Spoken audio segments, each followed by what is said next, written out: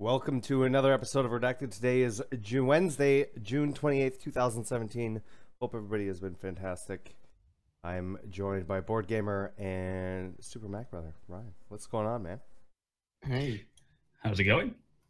Fantastic, thank you. A little tired. You know, I have a small biting child that runs around.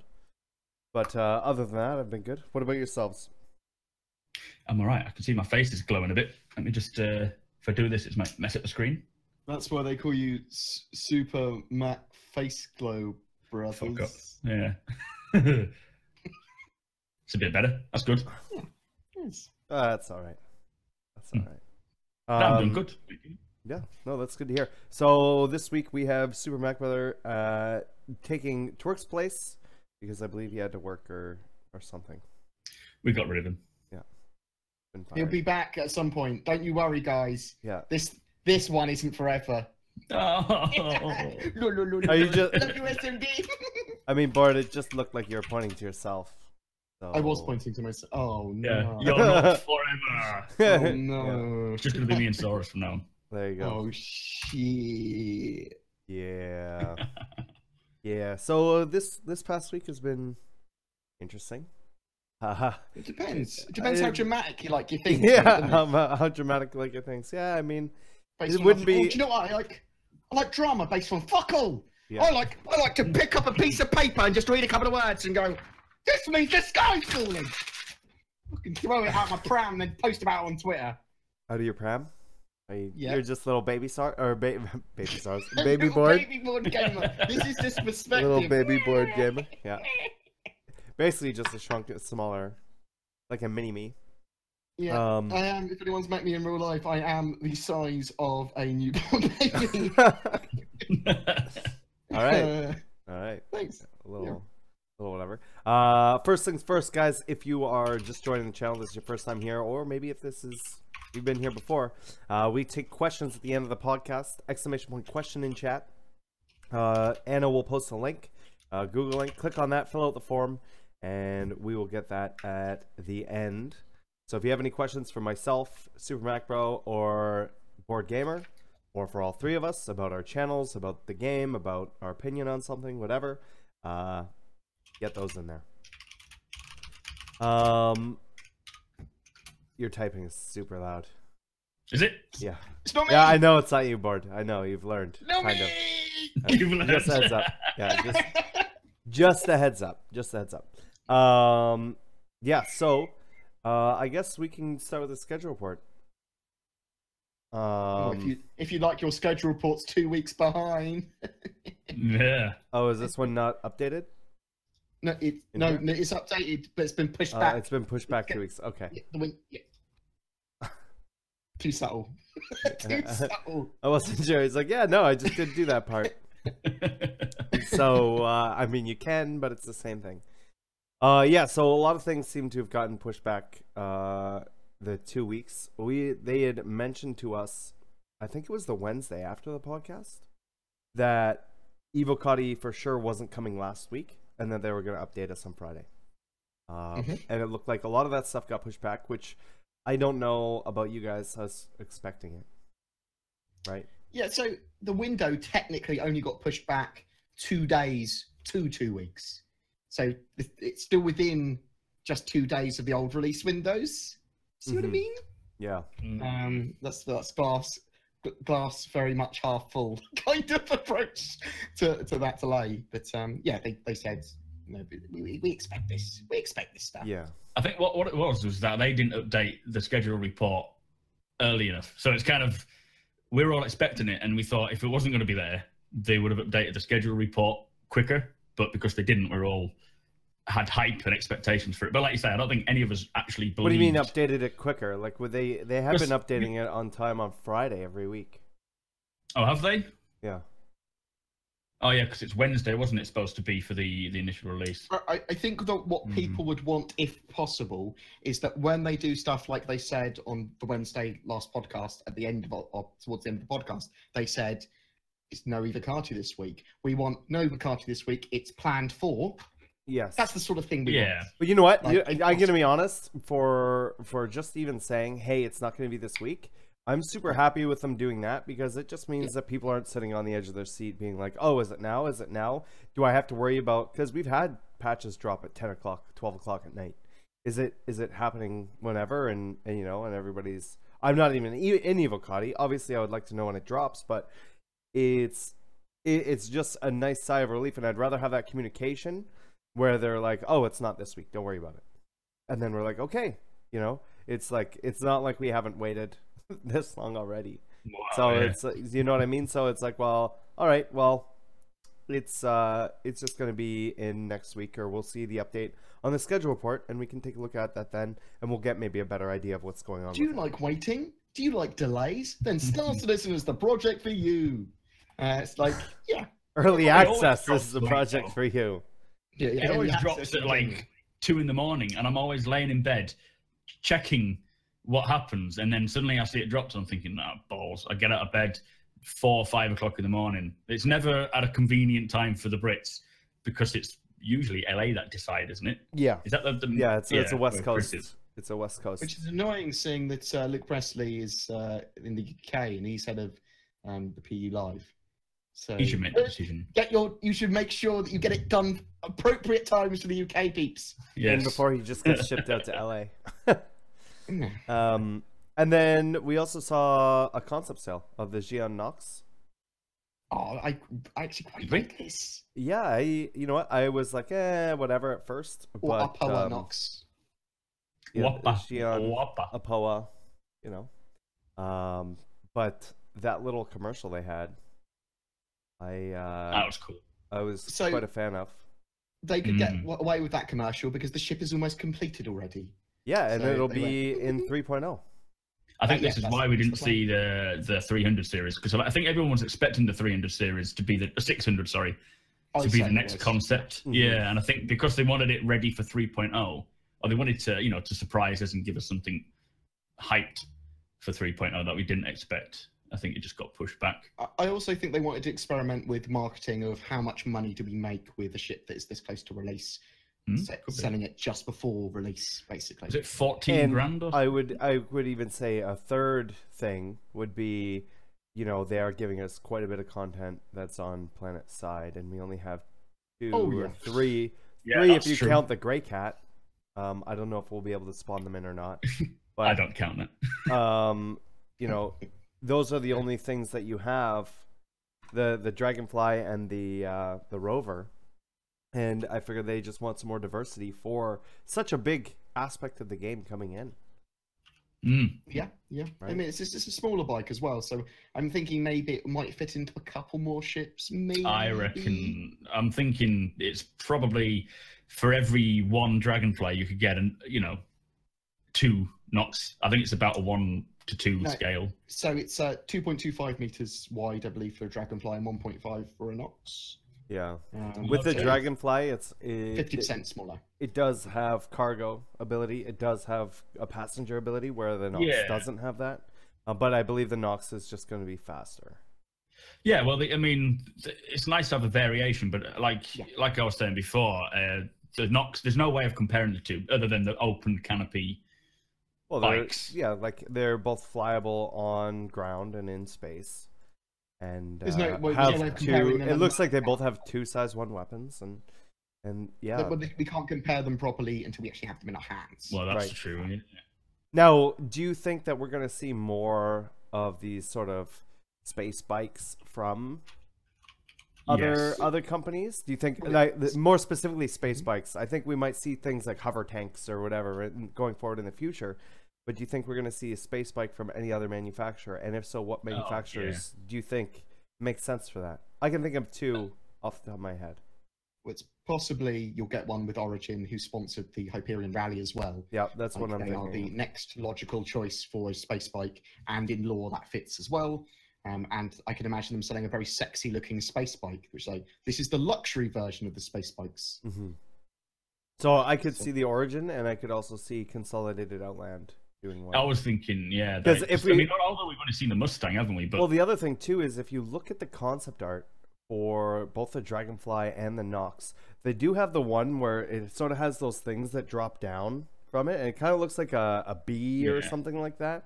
And it's very similar in style to the Mustang. I mean, you know, with that whole anime Gundam looking thing, it would be very easy to translate that over. And as Consolidated Outland is just like the Elon Musk with this new ship, and sort of as they start to expand, I could see them going and doing something small, like instead of doing something big, like a big 30-person ship, right? Well, they have 2 races in their lineup already, so they're obviously interested in the racing scene, and I think we're going to see a hell of a lot, because, you know, I mean, planets weren't really a thing to start with, whereas now they are. So ground vehicles are going to be quite prominent, just as prominent as space vehicles will be eventually.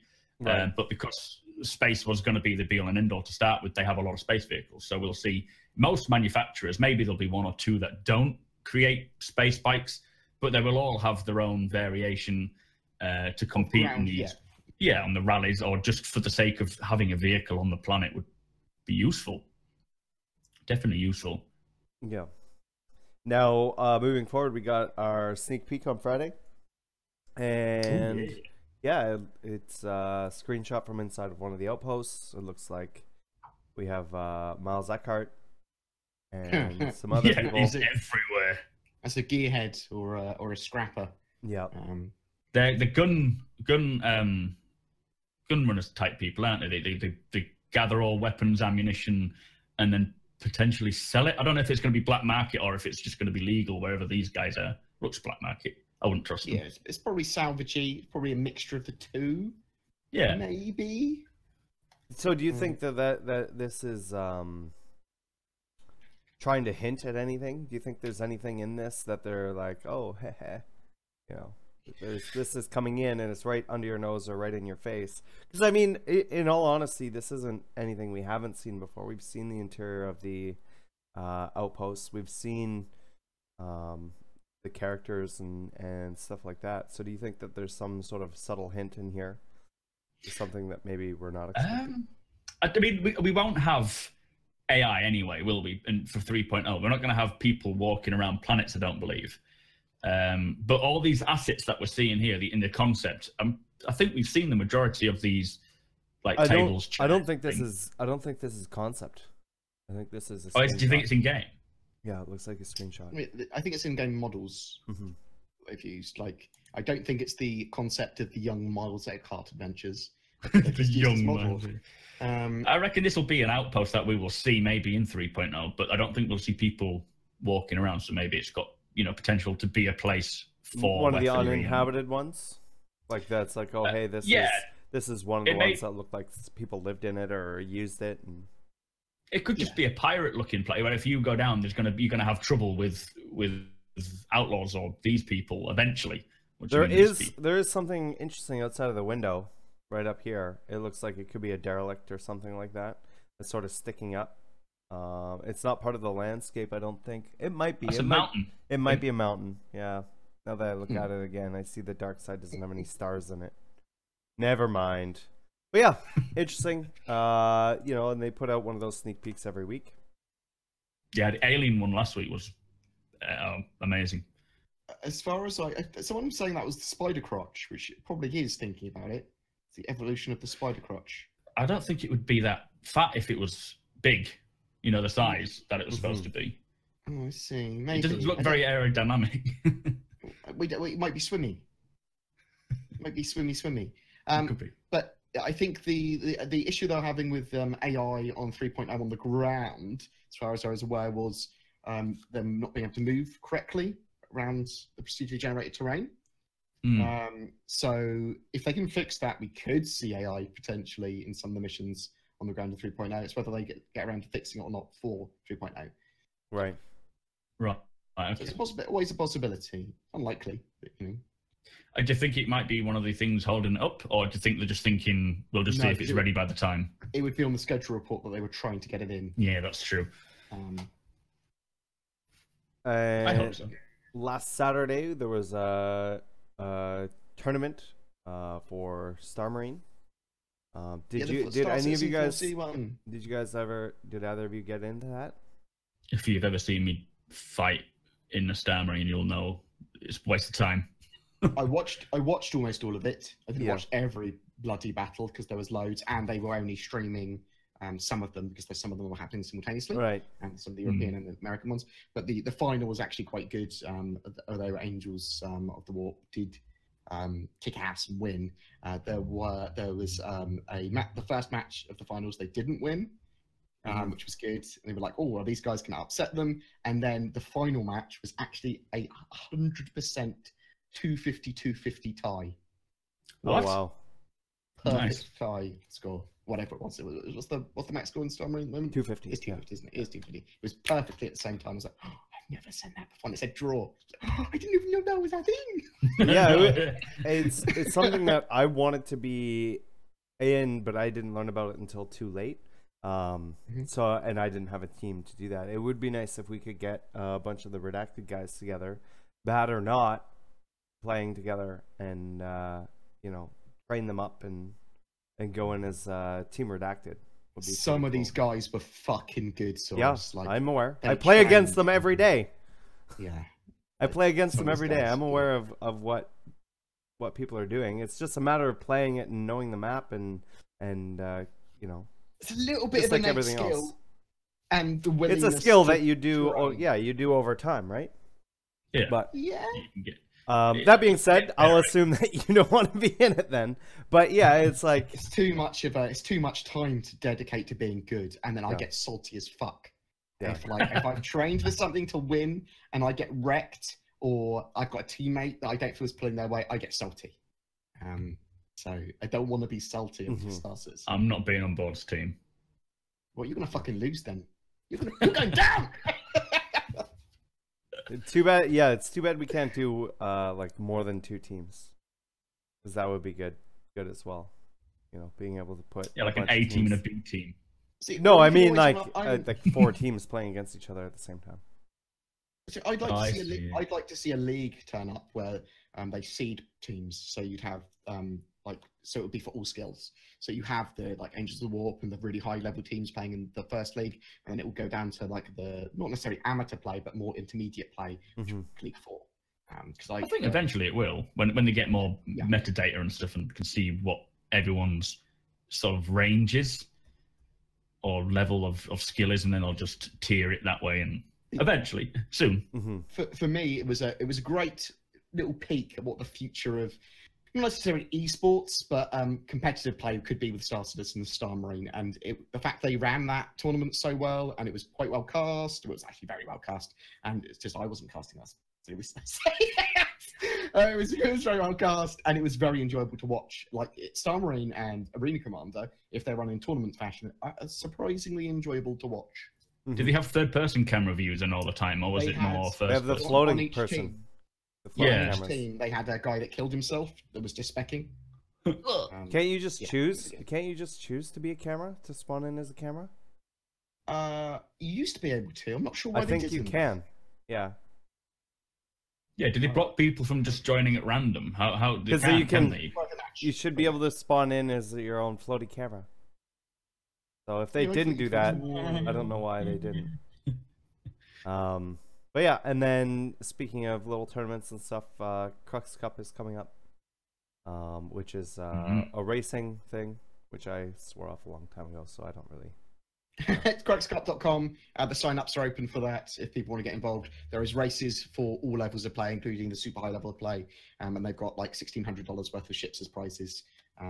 So check that out if you're interested in racing. Crux Cup should be good. Is there a Super Mac level of play as well? Yeah, there's literally an Aurora race, so anyone can enter. There's the open racing, which anyone can enter, and then there's the top 24 people that want to enter. There's the Crux Cup, like super race, which is, I guess, a title, and then they've all got prizes for all the levels. I may be casting the finals, so that's why I promote that one. But the Crux Cup should be good. Hopefully, maybe they do There you every go. year. It's good. Competitive things. Woo! Just a reminder that we are taking questions to the end of the podcast. If you'd like to get in on that, ! question in chat, and we will answer those at the end. You can direct those either Shall to myself, we? Board, or Super Mac. What's that? Shall we address the thing that I've labeled, the two things that I've labeled as other stuff before we go into ATV. Sure, Other if stuff. you want. So the Redeemer's getting removed from the store. Mm-hmm. Okay, makes sense. Yeah, it makes sense, doesn't it? Yeah. I can't remember what date it's getting removed now. Like July 4th or something, I think. 4th Yeah, of July. that sounds right. Something like that. And basically, Redeemer needs a big rework, possibly a second phase of concepting. It was built by people that won the Next Great Starship, which was great. So, but this is the thing, though, right? So they won that competition, and the competition was you get your model in the game, because CIG were the ones who came up with, this is what we need, and it needs to fit this role. Depending on how much of a rework it's going to get, do you think that it could get an entire facelift where it's not even the same ship? I think one of the guys is working with CIG, isn't it? It doesn't actually work there. Yeah, they're leaving it to him to do the rework. Yeah. But I think it will, Saurus. I don't think it's going to be anything like what we see at the moment. I think the textures will change. Who makes? Is it Aegis? It's Aegis. Aegis, yeah. Yeah. So I mean, it's not using the style guide at the moment, so that will get a complete change around. But the layout, I would have thought would. It seemed a bit strange that within that small bulky ship you can have 3 levels. It just seemed weird. But yeah, I think it's going to be changing its overall. I don't think it'll recognize it as much as we'd hope. Maybe. I don't know. I think I liked it. It might be a good thing. We have to wait and see what the rework brings. I mean, we wanted the Redeemer in the game. I mean, there's all the ships we want in the game as soon as possible. The Redeemer did need a big fucking rework because it wasn't made by CIG, wasn't made to their standards, wasn't made to their format. Well, to be fair, it was made above their standards when it first came in. Yeah, quite. Yeah, the standards that they were back then. Right. Since then the pipeline's evolved, hasn't it? Yeah. But so they are going to, at the very least, update the materials and give it somewhat of a facelift. I think we all suspect a big facelift, though, a big change. So if you desperately wanted to get in on that before it changes in price, or if you had some reason you wanted to buy a Redeemer, and that's the thing. Do you think it'll change in price? Yes. Or do you think it would have a second wave? It'd be a different concept. Yeah. I think they'll possibly, with the concept, they'll keep it at the 250 price when they resell it for the first wave concept. Again, for the next wave of concept, and then raise it quickly. But I don't know. Depends what they do with the ship, and ships are traditionally getting more expensive as we get closer to the release of the game. Did they say that they're more representative of the price of the components to create the ship and reflect that a bit more? Is that something I've heard? Not necessarily. That is not necessarily what they'll be doing with the cross ships. Oh, it must have been a dream. As they get alien tax, you get rarity tax. Like some ships, they specifically want to be rare. Yeah. Sometimes they just add random price like numbers together and go, and this is the price of this ship. Woo! Boom. Or so it seems. But scheduled for its rework mid-2018, I believe. So okay. So a little ways out. A little ways out. No, but and then we have the second one here, which I didn't learn until Sunday night, Monday morning, something like that.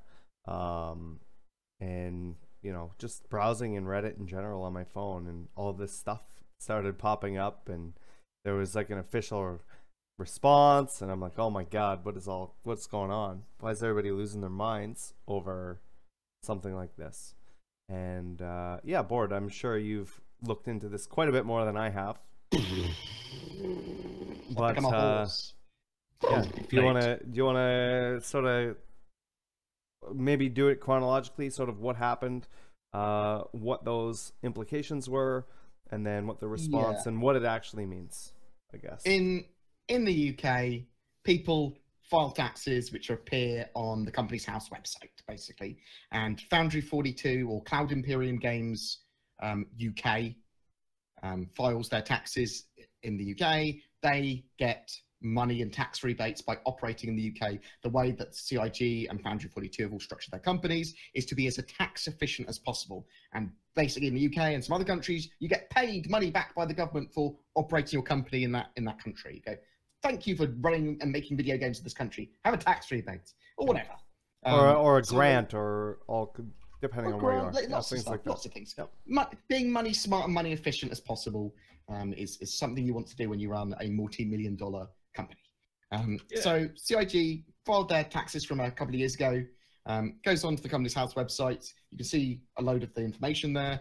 One of the things on there was a document, which was a charge, which was basically a loan agreement of sorts that we didn't really know much about, from Cots & Co., which are a prestigious UK bank which only deal with like celebrities and very high-ranking businesses, typically.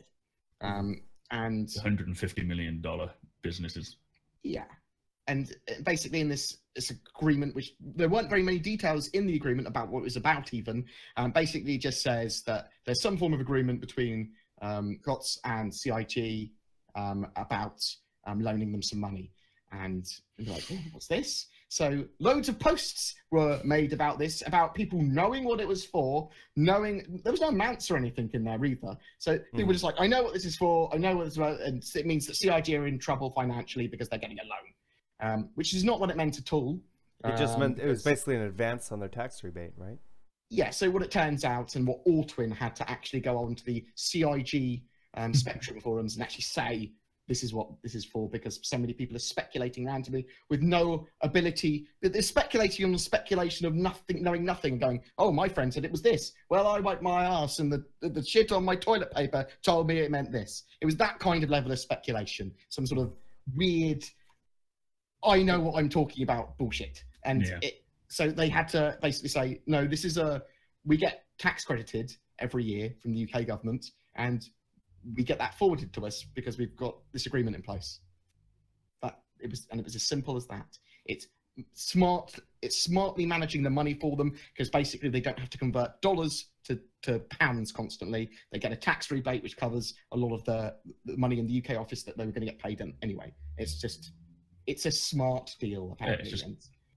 It's what they hire the accountants financial and things people for, to do, financial advisors. Yeah, it's to invest their money in the right way so that they get the most out of it. Which is, in a way, sort of invest our money as well. It's better for us and it's better for the project. And it's just people trying to get a rise, make a headline, and cause saltiness. But I mean, there was stuff in the contract below basically saying pay us back all the money, and you can put, and they've got like collateral down of the game and the game assets and stuff, possible collateral. That's got to obviously want their money. If for some reason Star Citizen went, we're not going to give you your money, they would do something about that. They're not going to go have free money. They're not going to take money without taking any sort of collateral. Yeah, it's just not going to happen. There was just a lot of stuff that people would specifically go, well, that's not normal business practice, or that means they're in trouble. Why don't they just use all of the billions of monies they have? It's like, what? I don't understand why people are nitpicking. This just seems like something that you do if you're trying to save money, if you're specifically trying to not spend back money frivolously by constantly transferring it from pounds to euros to dollars. Just be smart with your money. And people just pretended they knew what was going on. I still don't know what's going on with anything. Just what's going on? Why just read things?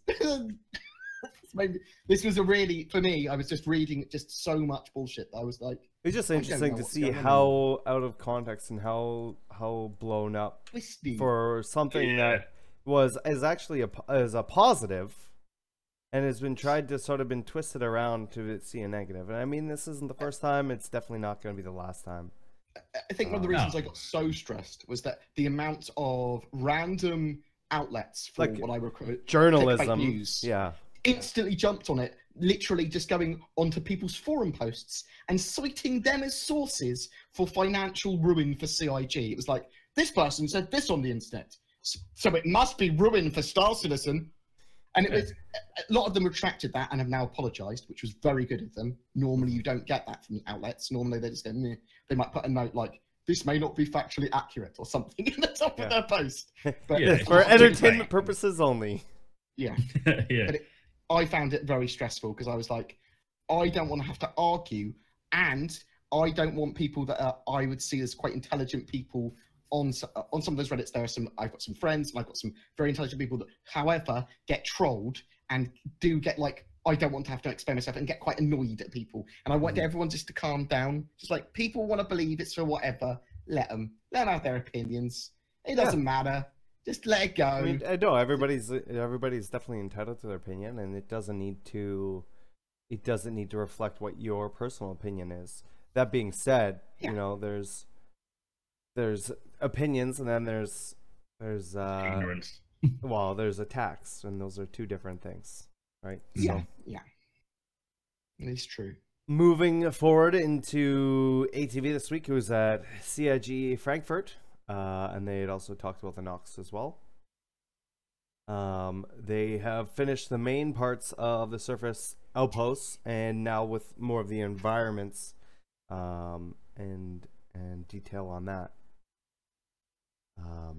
So it's nice to see, you know, the outposts are looking pretty much complete at this point. I'm really excited to find all the different outposts on the different moons and stuff like that when 3.0 does. Yeah, they've talked about a drug slab. We've seen. I want to find that. What planet? Which moon do you think that's? I think it's going to be Delamar. You know, the Nix area, the Nix asteroid. I'm thinking makes sense out there. Maybe. I mean, it's likely that Delamar might have the most content on. Yeah. Because it is more of a hero landing zone as well, so it's likely that a lot of missions might take place there and that sort of stuff. I'll be spending most of my time, if possible, on Daymar, because I like the way it looks. I like the Marsy looking planets. I like the idea of the electrical storms that they've got going on there. It's got that's going to be so cool, of the storms and the weather and the gliding. Trench runs. Working on those electrical effects. But everyone has the trench runs. I'm the trench runs, like the canyons. Oh, okay, yeah. Is that the footage? Have you got that on this? Where the sabers were flying through? No, I don't have any of the loot videos for this. We've got no more footage. But yeah, so there's that, and I'm interested in seeing Yella, because they talked about the underwater caves, and it's like, what's the point in making those if you can't get to them? So I've not heard of them. I didn't know that. Yeah, been mentioned previously. Yeah, it's ice planet, isn't it? It's the So that'll be interesting to see how they handle ice, snow, and that sort of. Because obviously, Microtech is a complete ice planet. Or snowy. And snowy they surface. just recently showed the footsteps and everything else as well. That's something I want to ask. Is obviously they can't have everyone's footsteps persisting for the whole duration. That their planet side. Do you think they will? Do you think that they could do that, or do you think they'll just use weather as an excuse, or do you think after a while, because it would be cool as a bounty hunter to be able to track people? Well, how it works in most games now is it leaves a certain amount behind them, and then they start to fade away, like very quickly. Yeah, follows behind them. I don't know how long they'll be able to actually do that, or if there's a special way that they can make them last longer, because I imagine that takes up a fair amount of information for something that's very minor, right? That being said, I don't know, I would like to see them last a long time. I would like to be able to like come across some footprints and then be like, oh, unless there's been like a storm or something, if it's windy or whatever, then almost it's a good excuse to help to get rid of them. With object container streaming and the general streaming, I don't know if it's going to be based on zones in planets. I don't know how they're cutting up planets into object containers, or if there's just literally an area of radius around you. There's not so much of the issue with decals and the deformation of the floor. They can have that high fidelity of lots of them because they're not actually loading them all in. So we might see quite long-lasting footprints that you could possibly track. Yeah. I mean, it would be cool, like you say, if you came across just a random set, you'd be like, what the fuck's this? And just follow it along and see where it goes. It was me! Yeah. Followed me! Just in circles forever. That's the sound I make when I'm lost. But it would be cool to come across something and then be like, oh, where is this person? And try and like sneak up on them or do whatever. Or if you are a person out on a desert or a snow planet or something, trying to lose people by jumping up on rocks or walking backwards and doing other crazy stuff. If you know, especially if there's a bounty on you, right? Yeah. Like having those things to track people down on planets is going to be helpful. Yeah, and you can lead people into traps and all sorts of stuff. Yeah, okay. I love the idea of walking backwards in a game that's quickly. It still does the God same damn thing. it's flipping my feet around. Buggy game! Yeah. God damn it. White boxes for the modular hangars and garages have been completed and handed over to the art team to visually explore and add on their whatever it is that they do. Decals and polish up lighting and stuff like that. Yeah, they're doing all the walkthroughs of the levels as well, and that's what they're... Yeah, and that's interesting, right? The hangars and the garages are going to be two separate things. So the hangars are for ships, and the garages are going to be for ground vehicles like the Rover, and I would imagine the Dragonfly. Well, well, that's the thing, right? Is the Dragonfly and the it would have to be, right? Because it can't go through atmosphere. Yeah. So you can have these the garages Dragonfly with and the vehicle Nox. spawn. They're going to have vehicle spawn units there that might be for the Grey Cat, the Nox, and the Dragonfly at least. I mean, there might be some more surprises. You never know. They've talked about with the Grey Cat that they need to rework that, right? It still works at the moment. It works. Do you know what I mean? It works. I mean, they need to change it. It looks like a golf cart. Cockpit system, don't they? They're doing the cockpit, and basically it's just a cockpit with wheels. So I think the interior will change, the exterior will change with, I don't know, new updated. Because I suppose that needs to go through the ship pipeline itself. Yeah. Just on a more basic way. And we've talked about this before, but what vehicles would you like to see coming in the future? If you could choose any type of one singular vehicle, what would you want to bring in? I guess I'll ask you first. Yeah.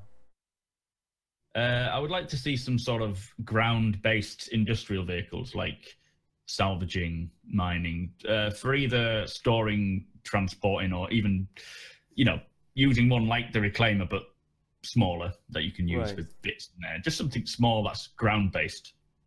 That'd be cool. So like some sort of industrial, like Wheel a dump truck or like a backhoe or something. Yeah, exactly. Yeah. I'm going to be happy with the Titan armor. That's what I want in game. Yeah.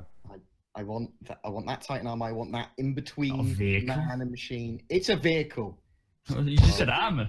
Big Titan vehicle. Oh. What?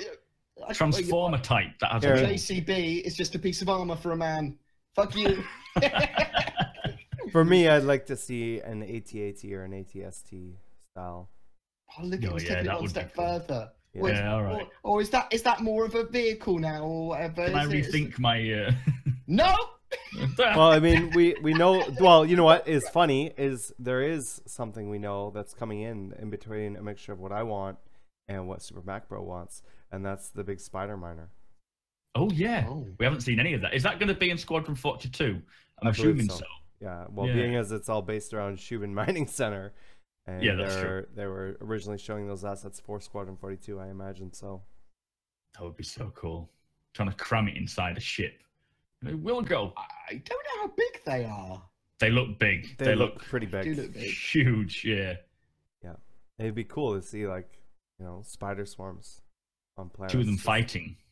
I don't think they fight. Why would they fight? They're mining ships. They're mining ships. I don't think I have weapons. They have lasers and mining tools on them. They said that, if you have a mining tool, like a handheld one, it'll do damage to people. So I mean, to be honest, you're quite correct. If there's the ability to fight, people will fight in them. Like I can imagine now, on the ground, Spider Miner MMA matches. Yeah, you'd have mech fights. You could Titans versus Spider Miners and stuff like that. Why not? That'd be amazingly good fun. That would be so cool to watch. Ask people to pay for tickets. Oh my god, business right there. Be Don't fantastic.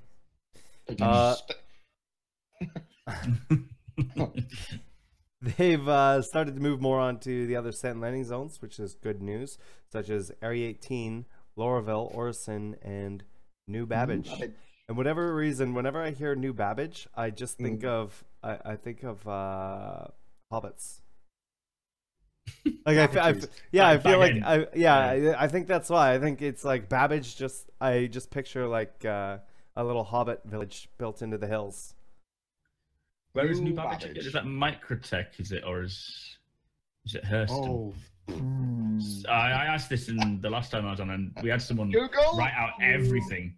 Someone will know. Just whoever knows, write them all out in chat, so that because they all linked. I know. It's in New Zealand. So it is back end. Oh no! Oh, it is. It's where it's filmed. Yeah. Yeah, I don't know. I've never heard of Orison. I can't remember ever hearing that. Is that a Microtech? It is okay. Well, Orison or New Babbage? New Babbage, Microtech. Where's Orison? Search them all. He's just gonna ask for all of them now. You know that, right? Okay, and while he's doing that, Area 18. How much of a change do you think we're gonna see to Area 18 in between what we have now and what we're gonna have as a landing zone that you're going to be able to explore on a planet? I think that what we've got at the moment is going to stay there, and it's going to get a lot bigger. Yeah, they'll just expand on it, won't they? I mean, the sky will look different. Do you think that the background will change into something functional instead of just sort of a backdrop? No, I don't think they can have all of the background. Oh, you mean just around Area 18? Sorry. Yeah.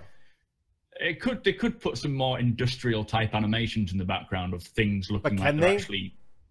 Can they? It's a planet that you can walk out of the landing zone is saying that to you the can't planet. Fake a lot of it anymore. Yeah. You're not allowed to have those skyboxes. You can't have a veneer anymore. Scenes. Yeah, you can't have a veneer anymore. True.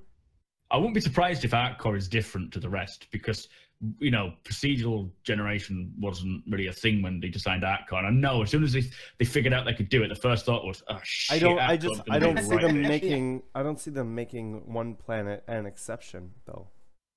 But I think it's more a case of limitations in tech. I don't know how to be able to land anywhere on a planet completely made of structures. I think they just won't put landing pads everywhere. You'll be able to fly through the buildings maybe, but you can't land unless you sit on top of a building and just be like, this will do. Well, no, so the idea is that the air control center will say, you want to land at our core Area 18, and it'll pull you down from orbit, and you'll have to fly within a flight path. And if you try and deviate, it will pull you back in an autopilot there. Right. That's the idea for the large. Yeah. But I'm talking about going and exploring said planet by foot or by vehicle, ground vehicle. I think the ground would be very limited. I don't think you'll be able to explore the whole of the planet by foot. I think they'll just block off pathways. Probably quite cleverly, but yes, I think. Yeah, exactly. Yeah, I just think there's too many limitations there. Okay. I think there would be good amounts to explore still, Saurus. I don't think it's going to be sort of like, I'm so restricted, but I don't think it will be as free as some people would want. There'll be more than Area 18. That's just the one landing place that we know of. Well, yeah, there's several landing zones on that planet. I believe. But just you know, it's hard for me to understand that if they're going to make other planets, you know, what you see is where you can go. I don't see them doing that to a planet where they're like, oh no, you can't do that here. You know what I mean? No, like, they may think of like a clever way, but yeah, it's why shoot themselves in the foot when everything else is supposed to. I just think it's more of a tech thing. I don't know. It'll be interesting to see what we do find, and we're all going to try and crash land on Artcore, definitely. Yeah. Now they've implemented and improved a compression algorithm for the new pack file system. This means basically the Delta Patcher, and it should be with us pretty soon. I'm hoping that it's ready right now, and the only reason that we don't have it is there's no reason to have it. So I'm hoping that Evil Coddy gets a patcher update or a launcher update with 3.0. And then because we know that it's been being tested, it was tested a while ago internally. And it seems like everything is moving forward on it. And, you know, there's no point in giving it to us if we don't have anything to update it with. I'm almost as excited as I am about 3.0's launch as I am about getting a Delta patch. Yeah. Yeah.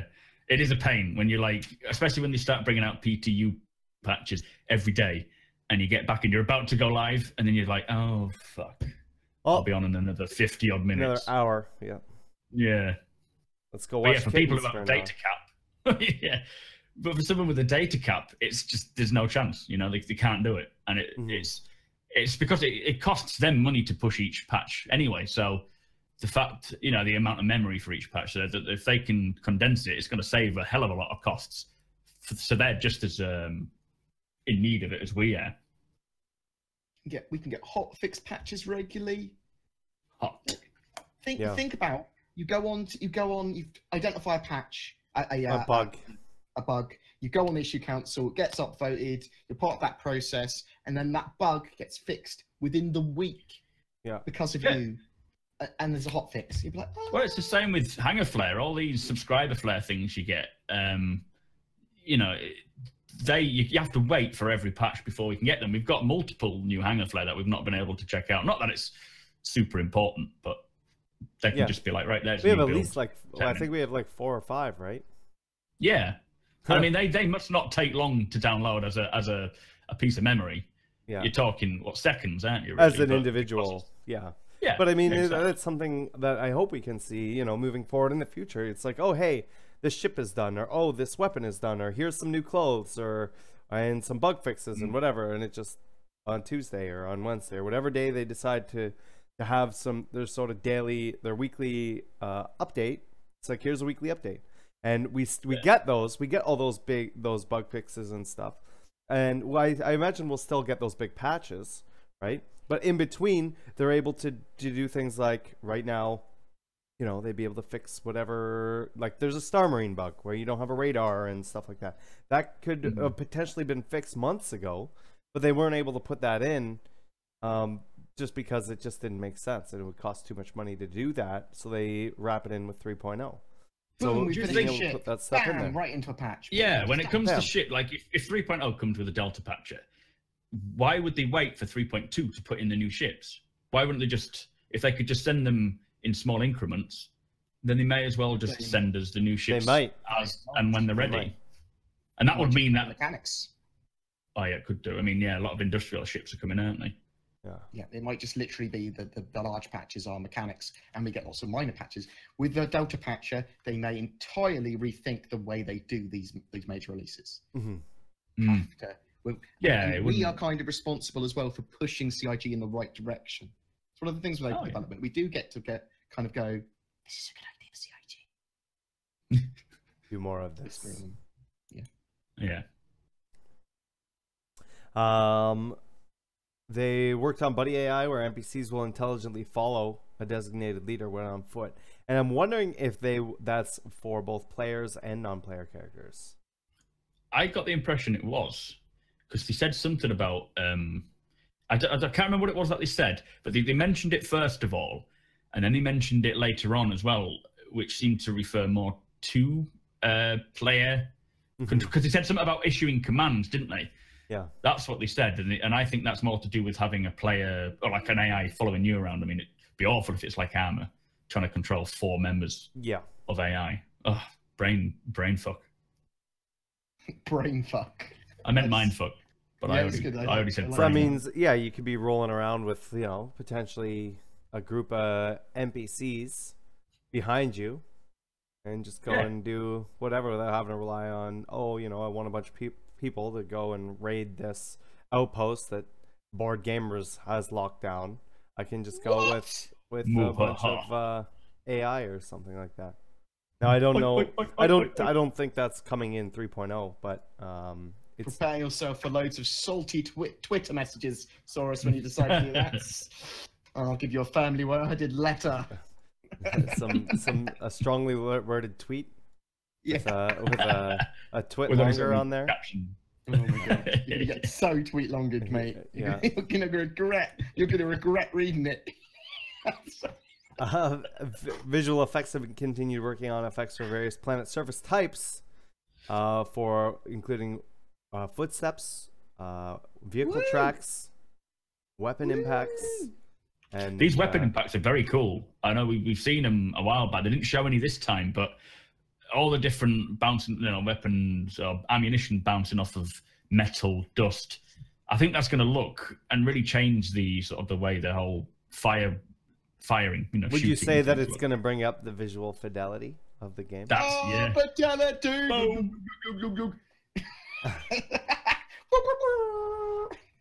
Something you've never seen before. Yeah. So when I went to my studio tour a little while ago, one of the things they showed me was them blowing stuff up and those weapon effects, what they did to walls, the decals, and that sort of stuff.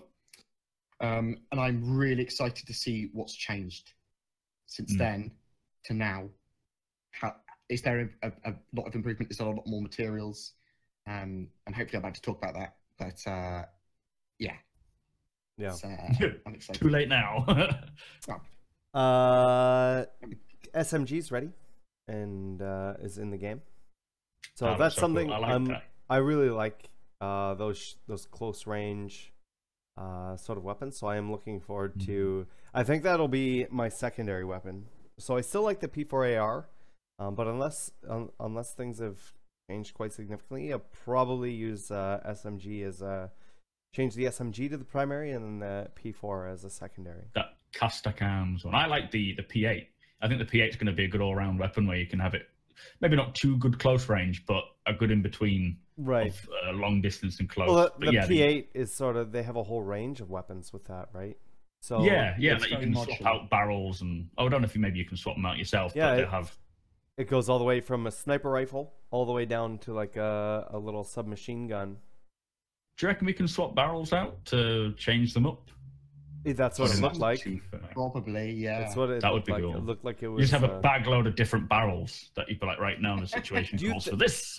When do you think we're going to start to get different attachments for the weapons? So extended 3.0. magazines, different sights, things like that. Yeah, I think it's very possible for 3.0. They are working on it. They are literally refactoring all of the legacy weapons so that they can take the rail system, which is by which the attachments are going to be attached to, and they, if you read just below what we're reading it to at the moment, I just saw it. They are literally building those attachments out now. So hopefully we should get some of that weapon customization in 3.0. Okay, so that's around with the guns. Yeah, weapons teams have completed the block out on the various grip and optic attachments for the guns. So it'll be interesting to see what our selections are for those. Yeah. And you know, and once again, that's a lot of that is going to be a personal preference thing, right? Like, in terms of the sights and things like that. This is the thing, that for a lot of games that allow weapon modularity, there are almost always still the best options, which you go, well, it's great that there's some customization, but you'd always want this particular build.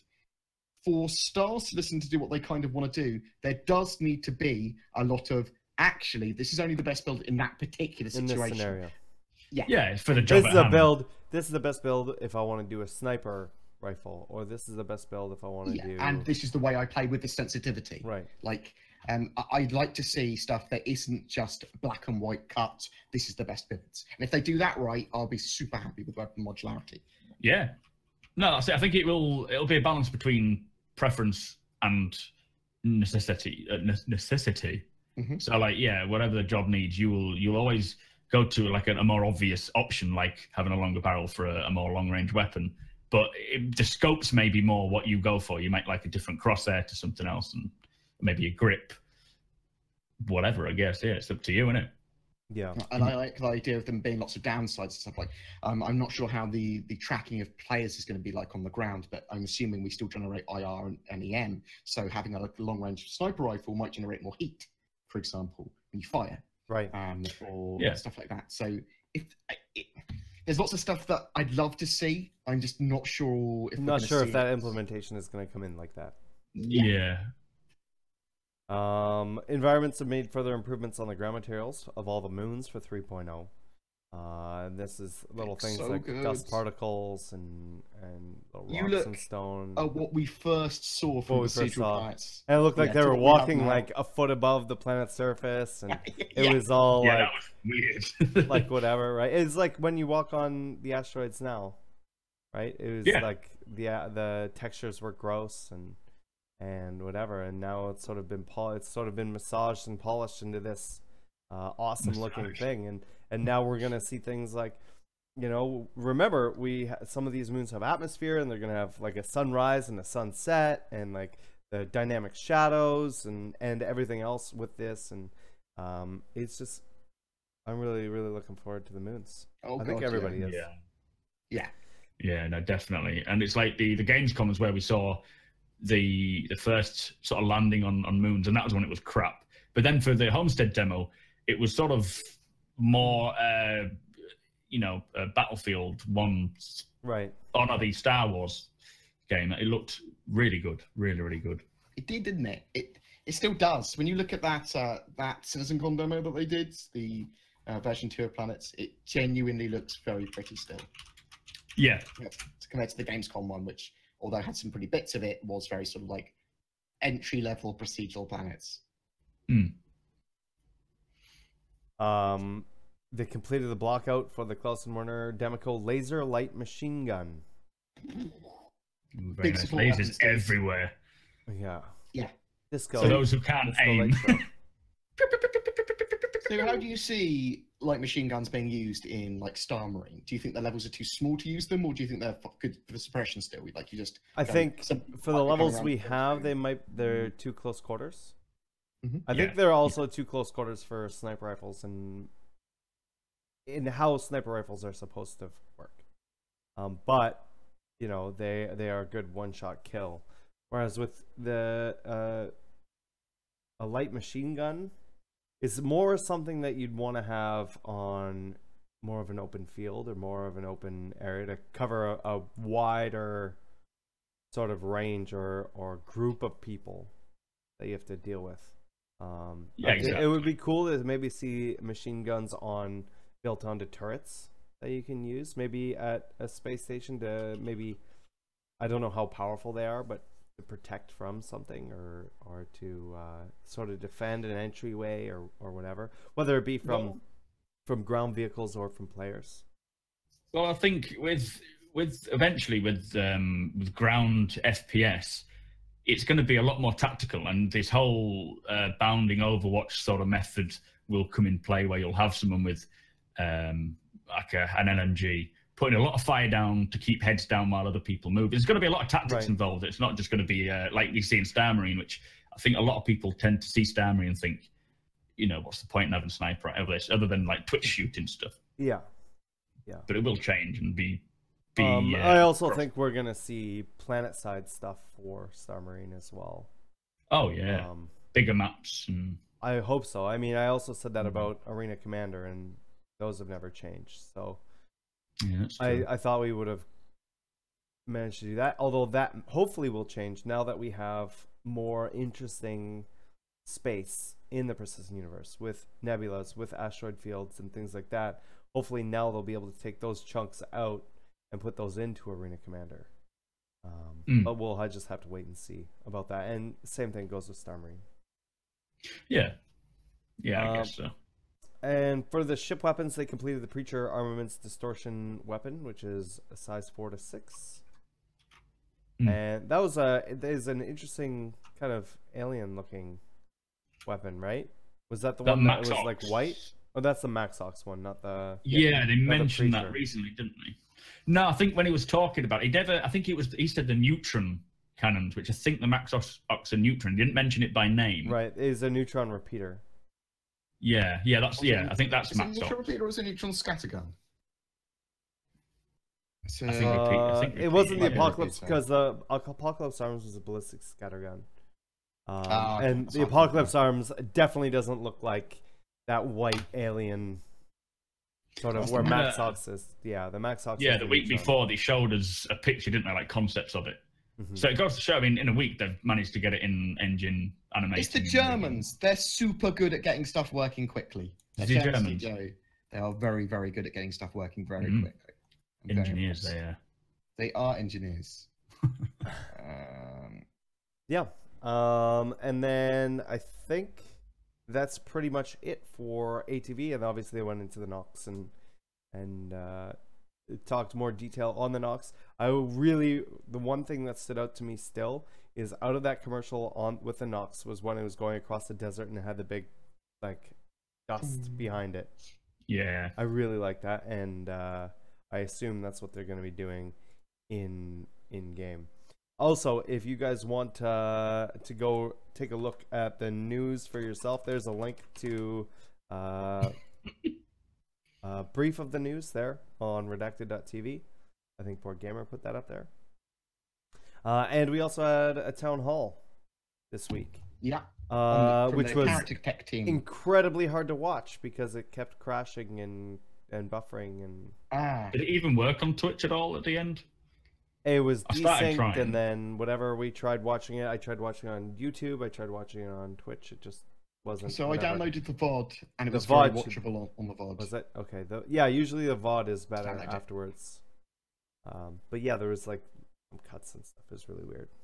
Did they say anything good in it? I haven't watched it yet. So they talked some of the stuff that he repeated, like they talked about the tiers of heads, and they talked about what they meant, and but they talked about some of the female model, talked about hair. So they said that we're going to have long hair for females, and that they might do helmet hair. So literally, they need to work out how hair's going to be deformed in a helmet, or if they need to put caps on before you put. Will you have hat hair when you take your helmets off? Well, that's literally what they're talking about. One of the They're things. talking about the hat socks or whatever they're called. Yeah. So you might have to wear those hat socks. Yeah.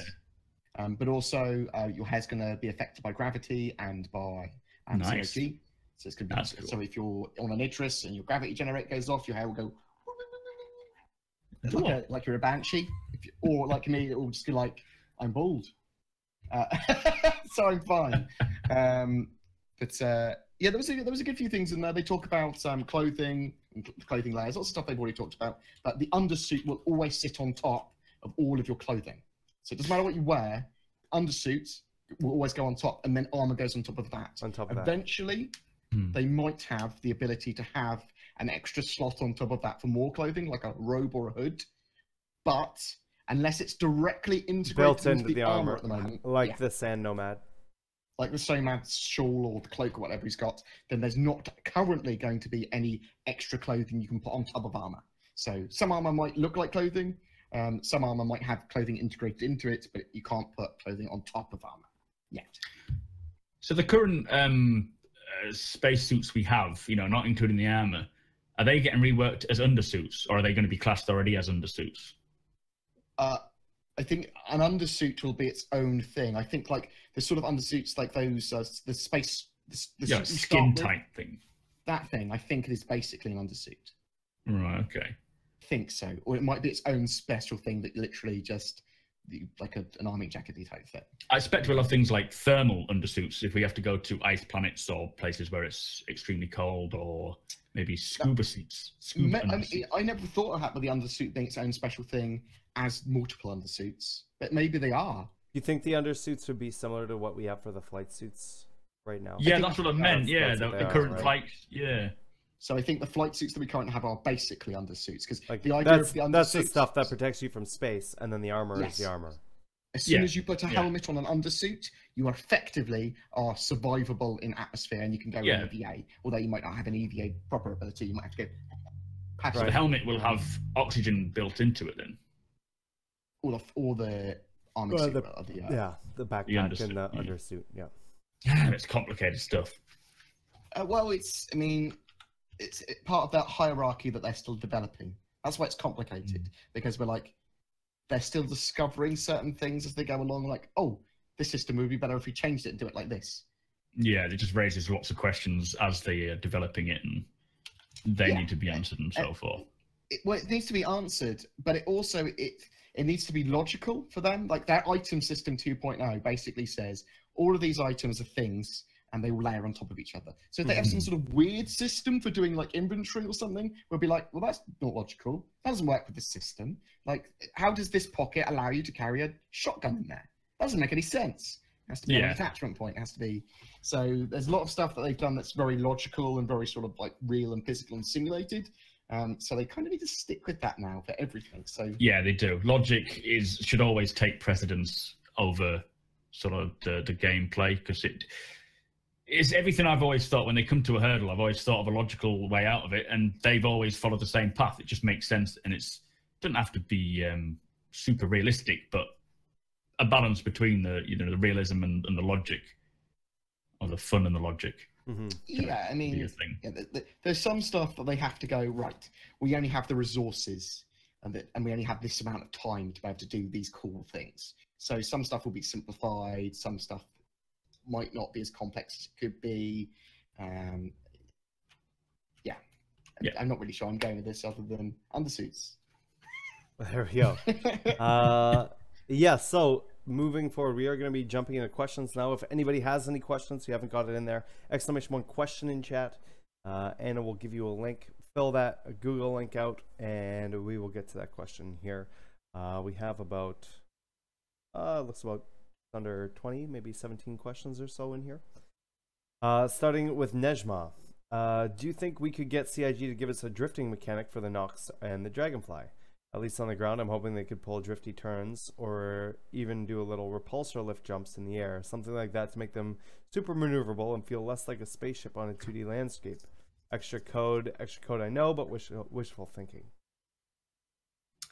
I think the Dragonfly will be more of a drifter than the Nox, because the Nox seems to have more maneuvering thrusters which can counter thrust the drift, but I guess there'll always be a slight drift if it's not traction and friction on the ground.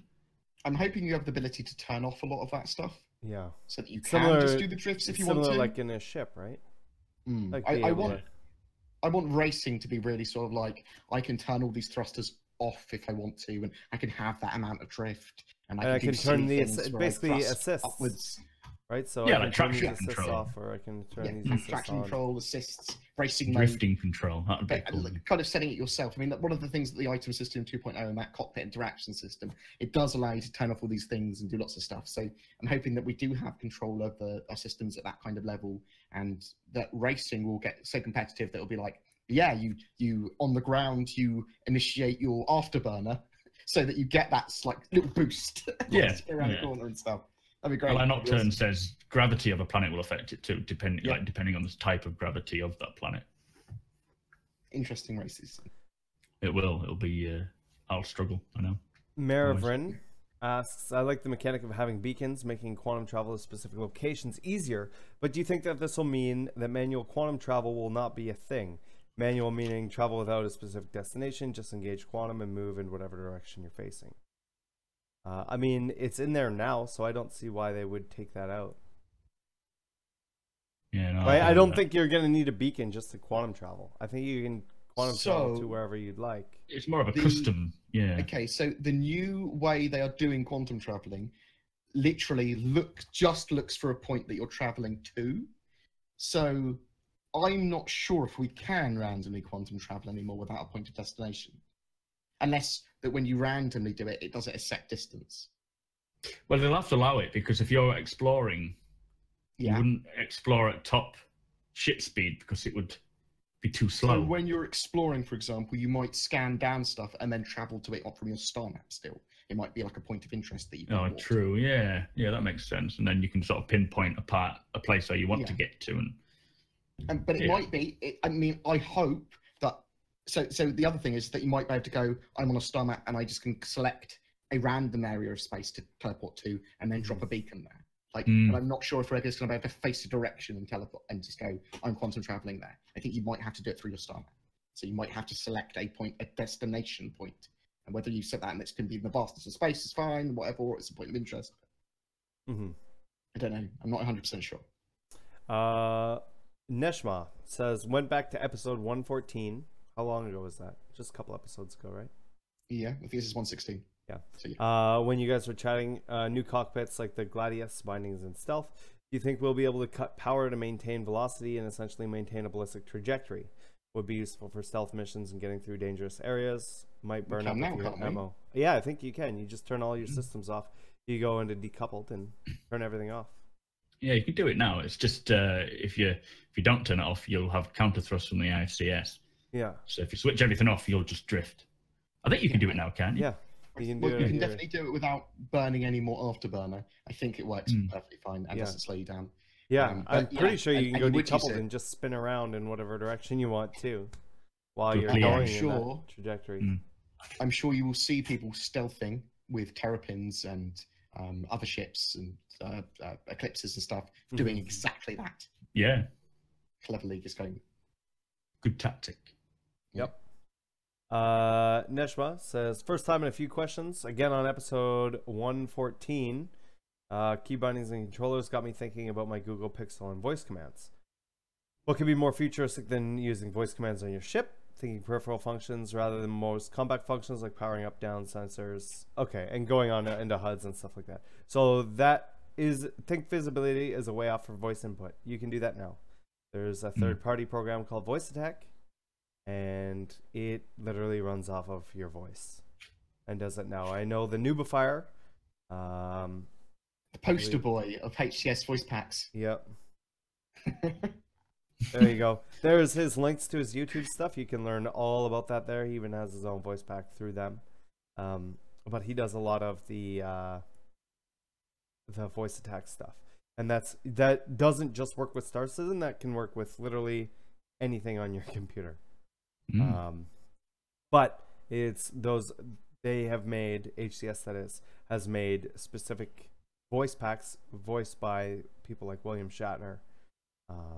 And a whole slew of other people. Famous people too. A whole slew of other people. Can't think of any. Yeah, I don't know. Alex, you got Brian Blessed, you've got Q from Star Trek. I can't remember his full real name of. Anyways, so that already exists. Whether it's in game or not, I don't think it's going to be in game. But there is a third-party option for that. Cataphora says, so in December, January last year, people told me I was crazy when I thought 3.0 would be out in early August this year. Did you guys expect it to come around August or later, and are you disappointed with the delays? I mean, I'm always disappointed with delays, but you kind of get used to it, don't you? I was hoping for a March release with 3.0. That's what I like, and that was back in December. I thought it was going to be a March release. I still think he's crazy. It's going to be out in July. Yeah, I think for live we're looking at end of July, early August, right? But yeah, I think it's going to be in August. Yeah, I mean, since then though, I'm not really surprised. Obviously, since we've been getting the schedule report, it's been just that has helped clarify so much for people, and the fact that they've kept on it. It's not like one of those things where they're like, oh yeah, let's do this, and then just sort of leave it. You know what I mean? Yeah, it's important to see what the holdups are, and that's part of this whole transparency. If they were just not saying what the problems were and saying, sorry, another week, another 2 weeks, you would get really salty about it. The fact that they're telling us what the holdups are, we can see the progression as it goes each week, and I think it's the best way of doing it because it saves the saltiness. You get to see what the actual issues are. Our next question is from Stuart13088. What is everyone's take on the Redeemer rework? Is it a ship you think that has a place in the universe? After the rework, yes. Yeah, I mean, it's the concept for it, or the original description of it, definitely has a place in the universe for it. But we'll have to see what they do with that rework, and if anything changes with it in terms of that, right? I think out of all the ships that we've seen, either in concept or that's been put out, I think this is the one that's possibly the most fluid and could change the most, to be completely honest, without really affecting anything. So yeah, but it's not the issue. The reason that we got into this state with it as well was because it was originally going to be used for Squadron 42. Then they made the Hoplite, Vanguard Hoplites, the ship they wanted to use for the purpose that the Redeemer was going to use. And then they've gone, well, the Redeemer isn't important for anything in the short term, so let's rework it again in the future. That's what's happened here. Yeah. We'll keep on asking. Notorious DYD says, what are your thoughts on a PUBG-style game mode and StarMarine module done much later in development? How about a mode where you're stranded on a planet with a ship and you have to work together to kill, find everyone, the parts to repair, and escape the planet before the time runs out? Credit to Poison, Taco, and Willis on the Reddit for his PUBG spaceship idea, which is really funny. Modders. Yeah, because we had talked about this a few months ago. That it'd be cool if they even take a moon and have something instead of it get a slower area by this invisible barrier. You could just have it freeze more, where it's like you can't survive the ice, or have it be lava, or have it be a big sandstorm coming in, or That'd be whatever. cool. And yeah, this is something that they could do with the modding stuff Yes, in and there, this is or specifically- it could come in as a StarEngine mode much later on. There's no reason.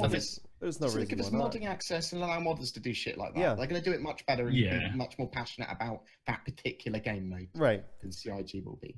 Right. I mean, there's a lot of scope for different. I mean, they said Capture the Address was going to be a game mode eventually. There's so much scope that they can bring in, and it's all going to. A lot of the thing decisions is that what comes first is us. the way that they've built the base is, I don't feel like it would be very difficult to get these things going, right?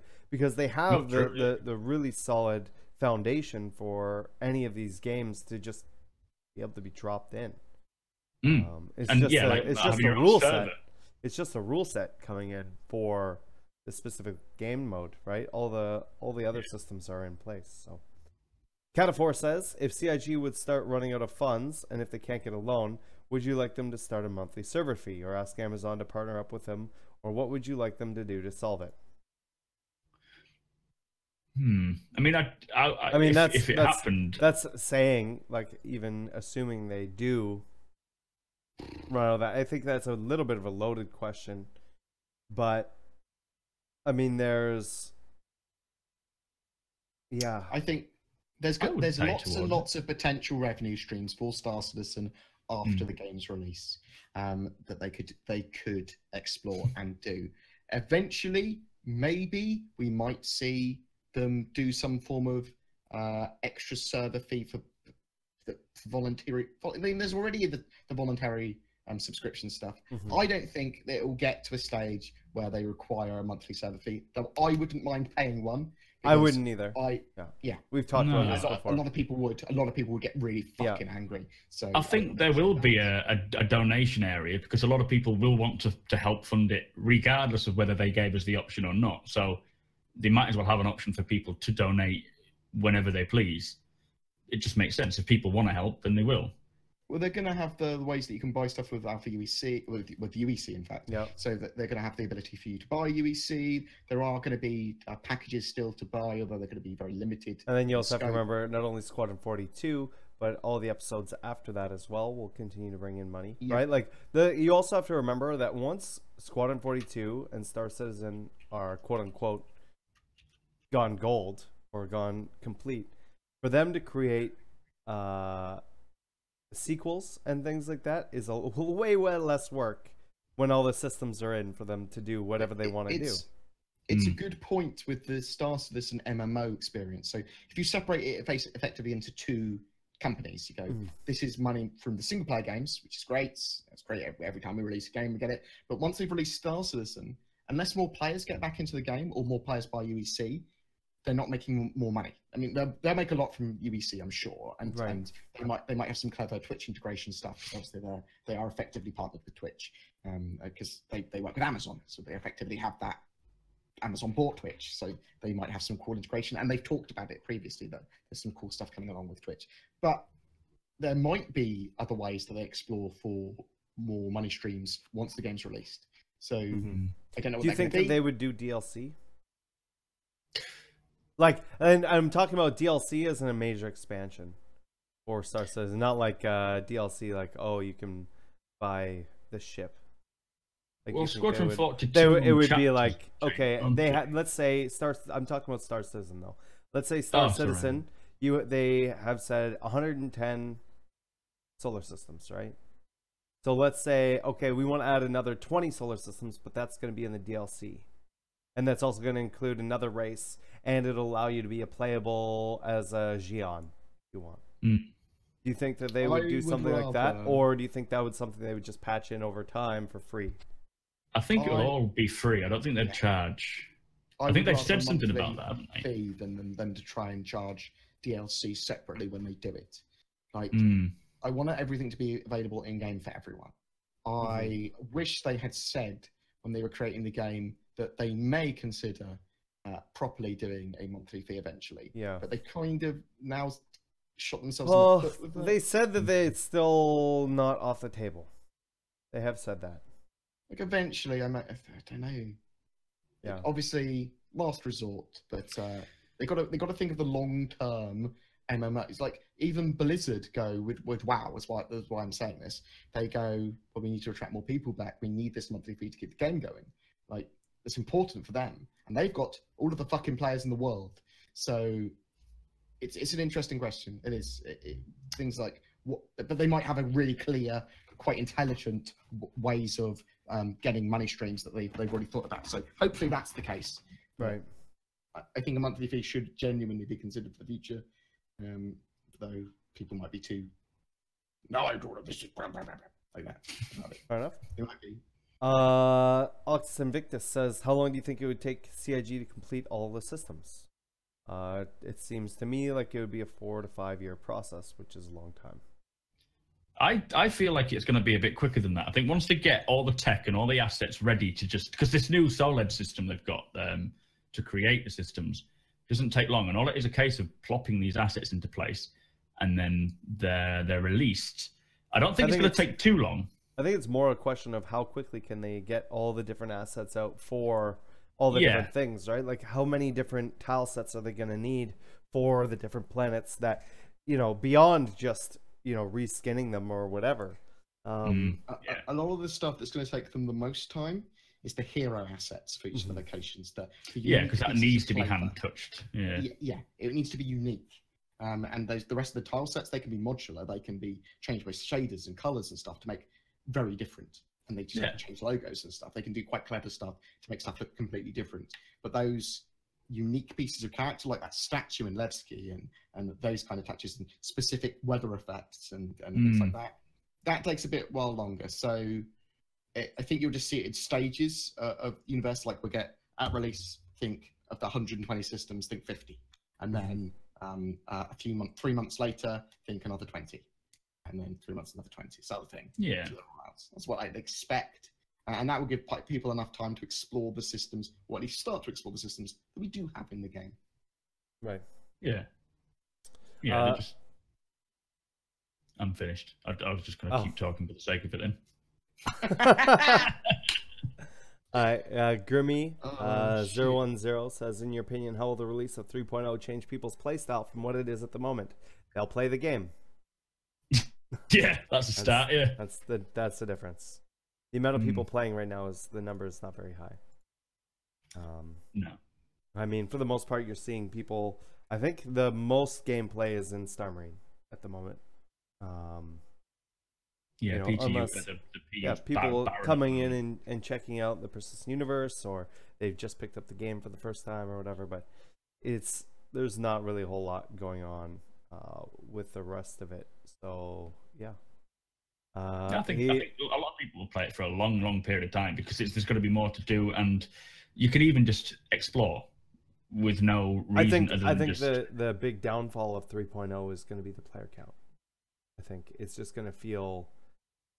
I feel like it's going to feel empty because of the low player count initially, and I don't know when they intend on increasing that.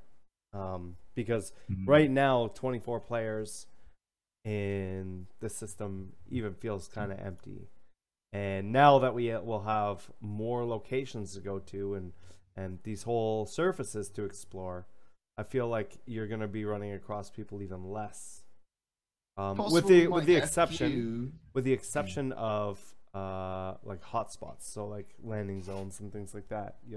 Definitely at the beginning you'll see more people checking those out. But you think we'll get a few more people? Well, so this is the thing. The network code is going to be a bit better, but it's the object container streaming system is set up in 3.0, but it's not fully implemented until 3.1 and 3.2. So that's when you're going to start to see the possibility of significantly more players if those systems work and then get optimized and tweaked. So in the short term, maybe some more, maybe in the longer term, lots more. I think, considering the scale of Star Citizen, and they say that 10% of the people you meet will be human and the rest will be AI, it's always going to seem barren until they get AI in and NPC characters running around. And AI is not coming in with 3.0. No, so it will seem very sparse, of course, because if it is 20, even if it's 50 people, with that scale... That might not necessarily be true. We might see a lot more AI on landing zones and planets and stations actually moving around.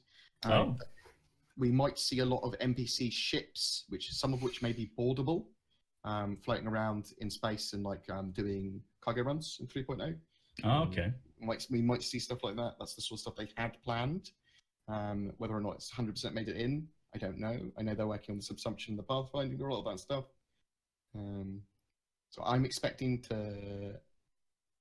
I'm expecting to see it, but I'm very optimistic about Star Citizen, even though occasionally it hits me with a realism hammer and goes, no, not for 2 more years. Grimmy goes on to say, what do you think of mix and matching armor? Should you be able to wear, say, all light armor, but a heavy helmet? Or do you think there should be some sort of restriction? I think there should be a restriction if it looks ridiculous. And then they should make it so that, you know, it's just some sort of gameplay mechanic that stops it. It's just like the helmet needs the chest piece to lock into. Yeah, exactly. Yeah, it won't fit on the smaller. Yeah. Well, I think some stuff is going to have plugs and proprietary needs in certain situations. You're going to have a reasonable amount of modularity with armor, but again, as you correctly said, stuff that looks stupid or doesn't make sense. But you could take a heavy outlaw and put a heavy marine helmet on that, or vice versa. Possibly. But not like a flight suit with just a heavy marine helmet. Yeah, it's a massive head or just like this giant. I think the hope is that they will have to have fully asymmetrical armor eventually, if that's at all, if that's possible. That we can just have loads of different parts everywhere and Harlequin ourselves. That's what they will do. They want to do that, and it's whether or not that is fully implementable and sensible. Yeah.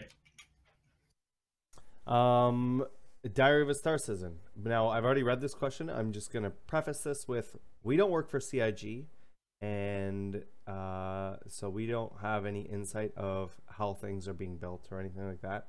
That being said, he says, if I spawn a rover or a Lesky and load it with cargo, leave it to go to Delamar, can I respawn the rover with cargo and avoid custom taxes and pirates? Or has anyone thought to block this kind of exploit? I think your cargo wouldn't be in it if you respawned it. If you respawned it, you wouldn't have the cargo. Probably. There will be some mechanic in place. I mean, maybe, I don't know how it's going to work initially, but they're not going to allow these exploitations. That's sort of what this testing is for as well. Anyways. Well, it doesn't matter if people exploit that to get that alpha UEC very quickly before it's fixed, because it's alpha UEC. It's not for the full game. Yeah. Go fucking crazy. True. You want to exploit something? Do you remember that exploit where if you shot the wall? Yeah. Remember, and you get all that money. Yeah, dude. We used to. I'm not sure if that was an exploit or if that was something that was put in as a backdoor to generate money for devs. For devs, yeah. Yeah, I think, and maybe there are little backdoors to go, oh my god, I've got all the ships in my hangar. Well, we all have backdoors. What did you do? I danced naked in Nolasar. Yeah, it's you know, it's like up, down, left, right. You know, it's the same sort of thing.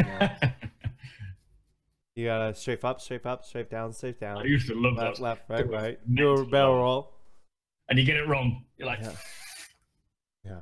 From the scrub.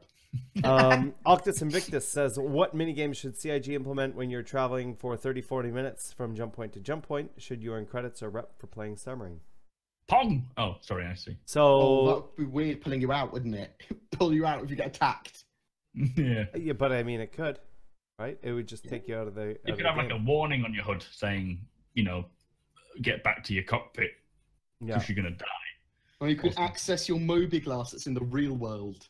Number one, we have the sim pods. So having a sim pod in some of the larger ships, and even the larger ships, I really want to see arcade cabinets. I want to see old school arcade cabinets, and I want to play games like, you know, that little dragon flying game would be a cool one. The one that they made with Hyper Vanguard for us.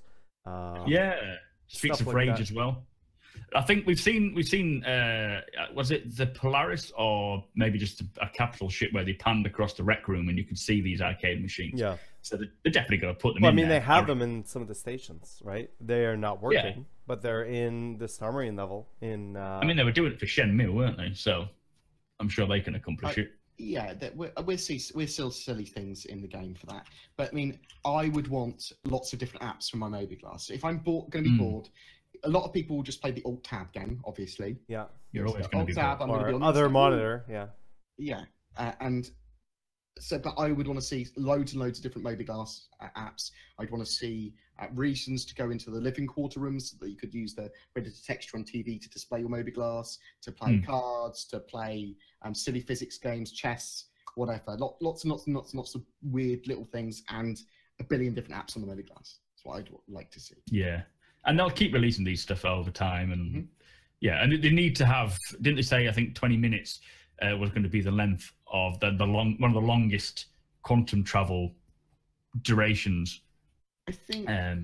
Yeah, they were talking about from one end to end. It would take about 20 minutes. Is it in stance at the moment? Or is it 40? Well, he said it was in one specific. It wasn't Stanton. It was whatever, because Stanton's only 800 kilometers in size. It's only 800 kilometers. Did I say 800? That doesn't seem very big at all. 800,000, sorry. And he says there was one place which, I mean, obviously the length and depth and time to each end is going to change over time. It all depends on how fun it is, really. But we will have to do stuff like the whole basketball court in the Javelin. They wouldn't. Well, it's not like it's going to be, and it will hopefully. But they need to have stuff you can do on board, like card games. There'll be things like Star Citizen Gwent. Even with something like card games, all they need to do is implement the assets of cards and the ability to pick up and drop down specific cards, and you don't even need rule sets. You can just the players can do that. Yeah, no, true. Yeah. I would like, however, if they are going to have stuff like that, for you to have the ability to rules to be enforced. Like if you are playing poker, that you can say to your mobiGlas, I'm playing poker, and it kind of knows what's happening.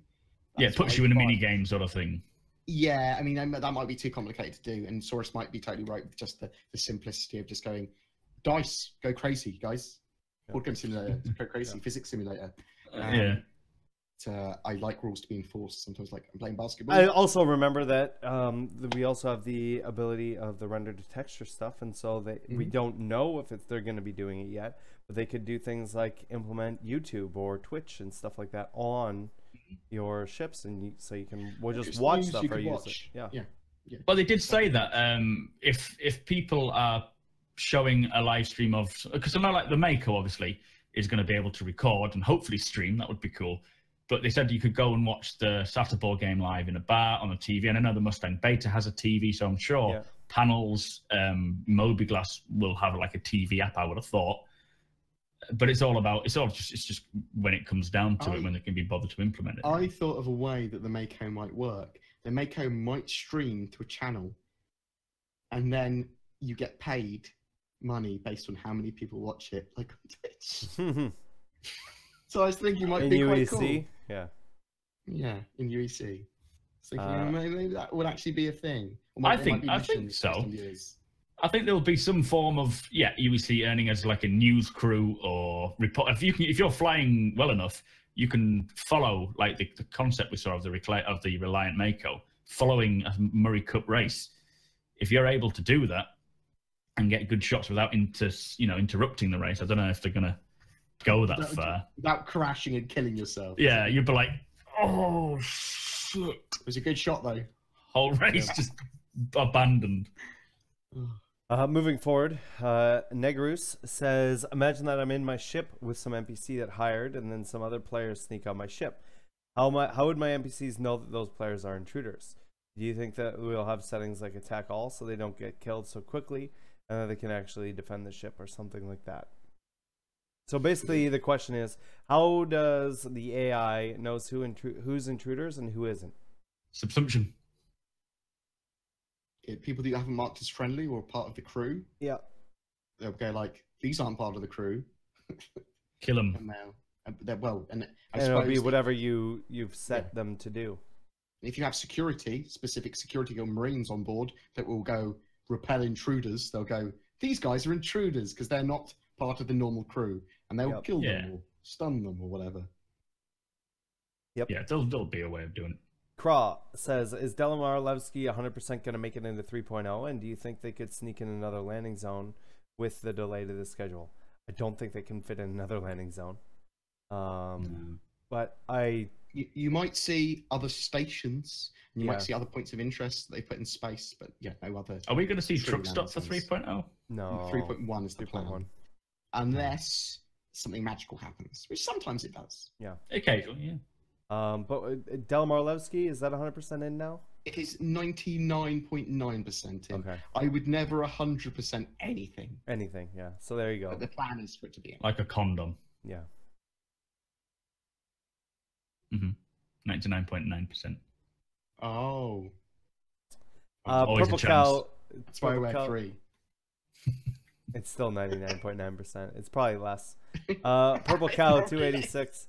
We have Titan armor coming in, and that is going to be a vehicle.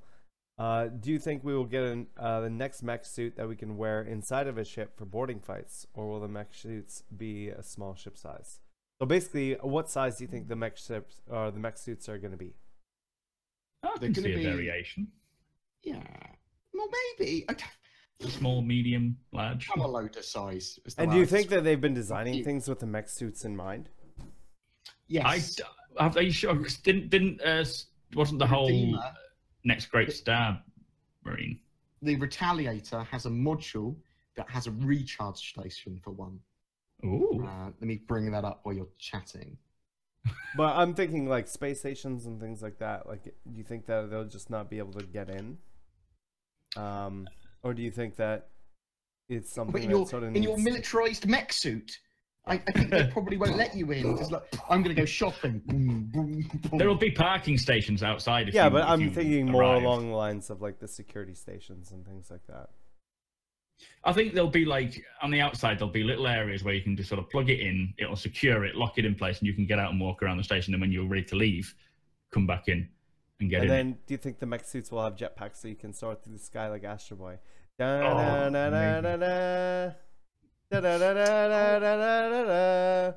recharge Astro point Boy. might just be for general power armor and not the Titan. But you've said it now. But And I you're an thought power employee of armor was the CIG. Titan at the time. So this was like, wow. I'm not an employee of CIG, nor have I ever been paid by them. Let's just make that clear. Jesus Christ. Sorry, I meant no, you're not. Fuck you, Ryan. Both of you. You're both called Ryan. Fuck you both. Fuck you both. But I don't know how yeah, I so got the dragged into this. power armor. You share a name. It might just be for power armor. So I thought it was for Titan armor. It might be. It might be a stand for it. It looks quite big. The actual dropship, though.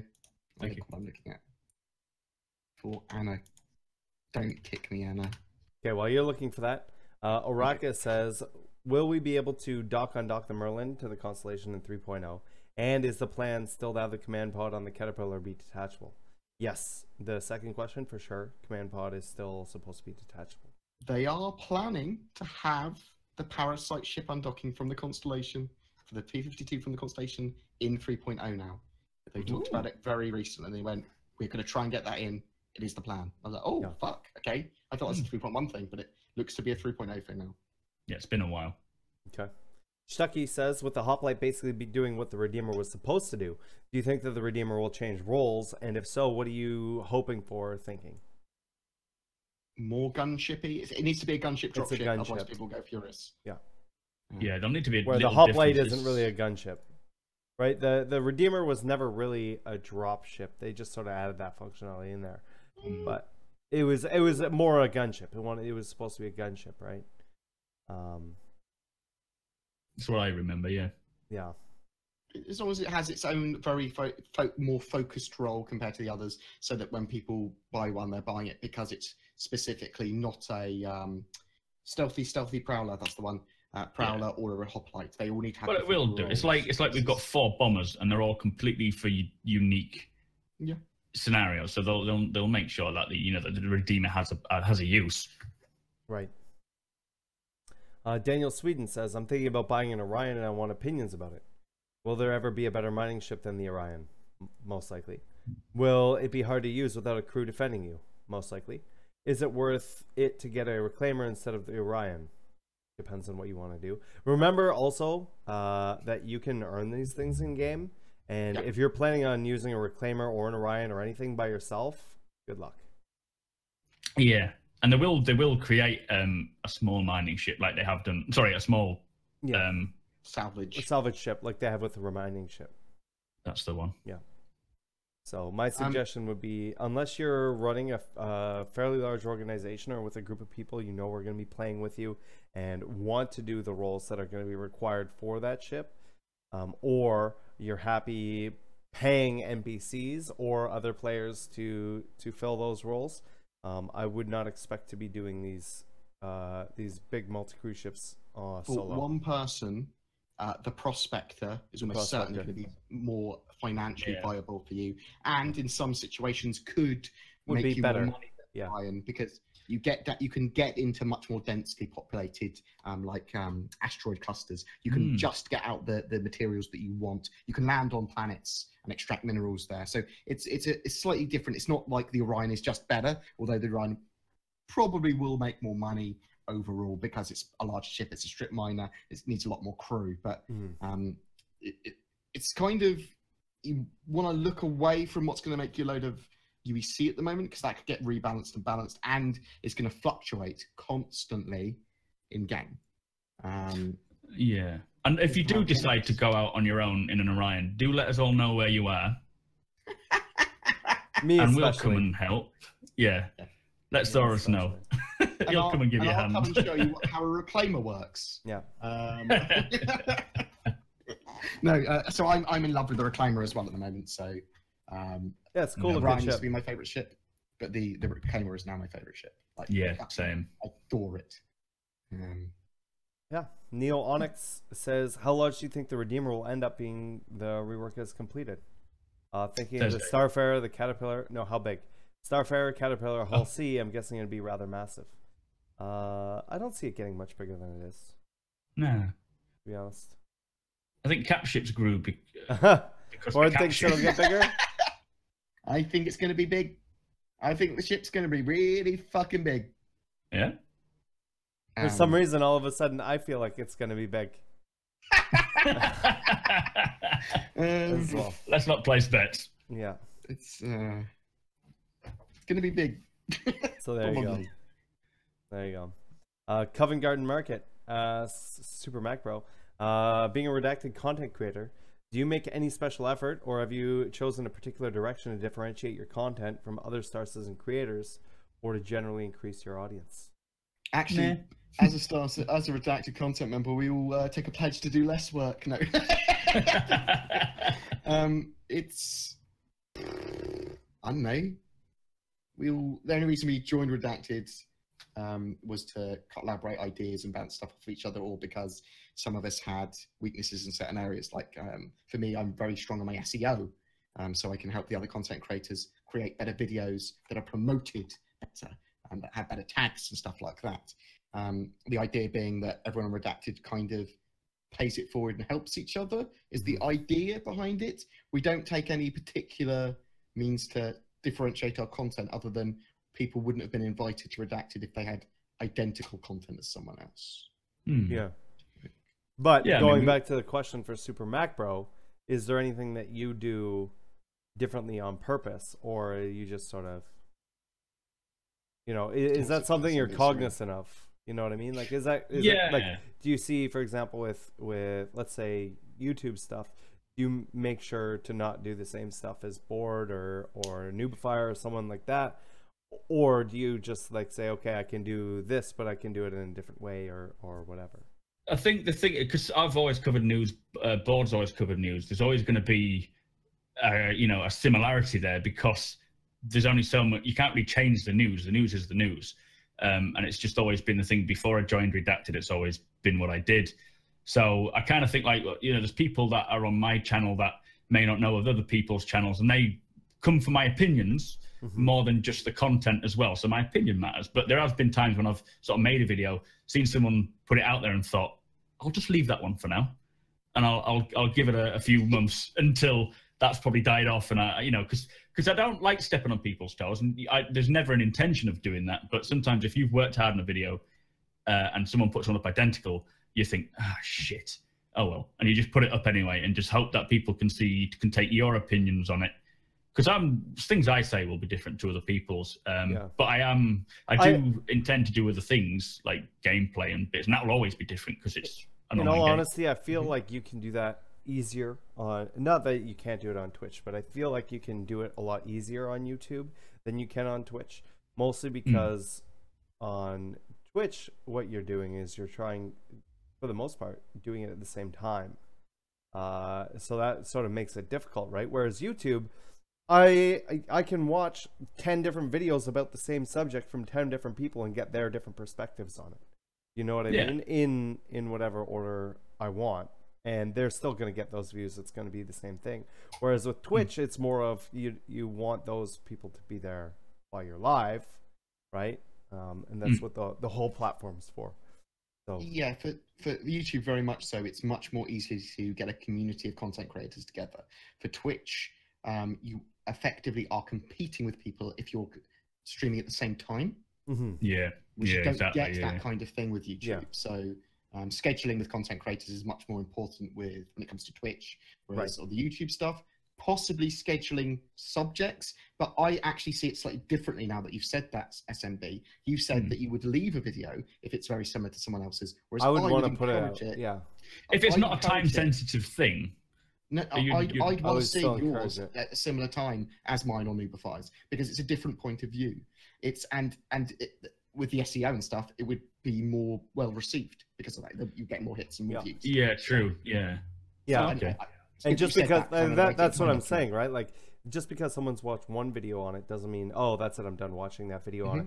I know for myself, when I'm researching anything, it doesn't have to be just Star Citizen. It's my dog, for example. It was, well, this is the thing, right? Like, I would watch as much information as I'd want, and if somebody's video isn't out there for it, I wouldn't watch it, right? It's not there for me to consume, and I'll watch everything else on it. And yes, there's a lot of the same information coming back over and over again, but that also tells me that, okay, this is the correct information, and it's not just someone I've never heard or seen before pulling shit out of their ass, which is, especially with Star Citizen, is a thing that happens quite often, where people are just, you know, making shit up or whatever. I mean, take this podcast, for example. You know, we just pull shit out of our ass all the time for a lot of these questions. But if you're covering the news or you're doing whatever, it's good to see that information there. So sometimes it's educated speculation. Right. We know the patterns of CIG. Right. Yeah. I'm just giving an example without pointing the finger at anybody else. Inca. Yeah, Inca says, is it just me, or lately they seem not to want to answer the female player-related question? Does that mean I should say hopeful for 3.0 or no, since there's no information anywhere on the production schedule where the female model will be put in? Only information we got is female player locomotion, which is in 3.1. Nothing about the female character itself. Thanks for the podcast. Stay hopeful for 3.0. I mean, we saw it wasn't just locomotion. We saw armor. We saw the different customization. Facial idols, all that stuff. So females may be the 3.0, but they'll walk like a dude. No. Well, no. They might. They might, like a very slightly feminine dude. I don't relate to people the way they walk to gender. Super Matt Brothers, because I'm very progressive. Fucking shoot me now. Lol. God. Open the can of worms. Now the question is, will you only be able to choose in between two genders? Oh! And I identify as a Merlin. Just fly off. You're definitely a Merlin. Octus Invictus says, can we request character art or plant some little messages to Jeremiah Lee? Submissional. Yeah. Submissional. Submit to me, Jay Lee. Yes. I try my hardest.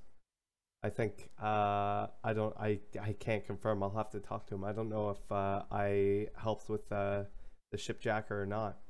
I told him to take the horns off, and he just laughed it off. Yeah, he just laughed it off. Fucking horns. Yeah. I mean, you can request it. There's nothing stopping you from requesting anything. Doesn't mean they're gonna do it. That's all. I think it's more if you put it on Spectrum somewhere and it gets upvoted, then they'll pay more attention to it. Or if just a random concept artist or artist is looking at something and reads your comment, it might not be upvoted. Might go, they might be inspiration for an idea. Yeah. Or it might plant that seed, and you might incept them. Just go into their dreams 5 layers deep, plant an idea. Let What them know. JD streams hey. like fucking weird, I bet. Oh yeah. Yeah. Just I can see it now. He's sleeping there, all cuddled up and like snoring a little bit and just mumbling under his breath. 1904. 1904. That's his legacy. ULI says, is farming still a thing? Yep. Not in 2017, it won't be though. No, they haven't. The Endeavour doesn't get built until 2018. Is it even on the list of? Well, the Endeavour isn't necessarily required for farming to be a thing now that we have planets. Yeah, we might see it on planets as well. So 2018 at the earliest. Yep. Shambles says, should torpedoes be camera controlled? They talked about this actually very recently. They said that they might. be. They may. It'd be cool. Camera Well, once They can make a again, new range. now that they have rendered a texture, it's a lot easier for them to do that. Chigu says, would you rather have 10 fleshed out systems or 110 not very fleshed out systems on 10. launch? 10 definitely. Yeah, it's a whole new No Man's Sky Star Citizen question, isn't it? Right. Remember Quality. you have to remember the scale of these planets and things, and if they have all these planets, even 10 systems, right? So let's say an average of 5 planets per system, right? And then you have all the different space stations as well. Then you also look at all the different moons for these planets, and exploring the entirety of the planet and different things that they put on those. I think 10 is going to be a lot even. Oh yeah. So Cataphor asks Super Mac Bros a question. He says, so Twerk went on a rant about purple, basically the Hello, the Star Kitten guns and ships in the game. What are your feelings about customization? I think for like the crazy colors and the. Do you mean like official CIG stuff, or do you mean both, modded? Both. I think there's no reason why people can't put things like Star Kitten. You know, if people are inclined to use that, that's their choice. I'm not going to take that away. I personally won't. But you know, you can have a pink ship, and there's plenty of females, non-binary, and so forth playing. I'm sure there will be. Just drops that subtle non-binary in there, hey? But I think when it comes to modded stuff, it'll need to be vetted by CIG somewhere. Someone will have to say whether or not that's law friendly. Like, you can't put like a Coca-Cola skin in because it just wouldn't make sense unless Coca-Cola is still going 900 years. I won't be surprised, and they said it was fine, blah blah blah. But I don't want to see a flying penis on the side of a ship. It just does. It's just I don't think we'll see attack that. it.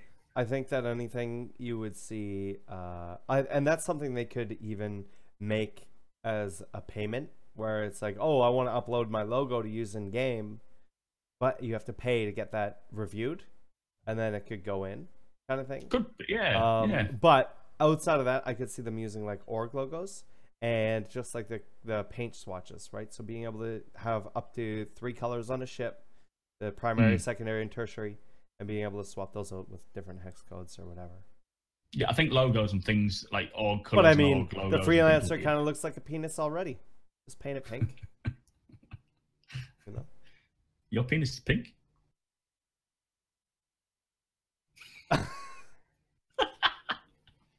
I mean, whatever. How does he know?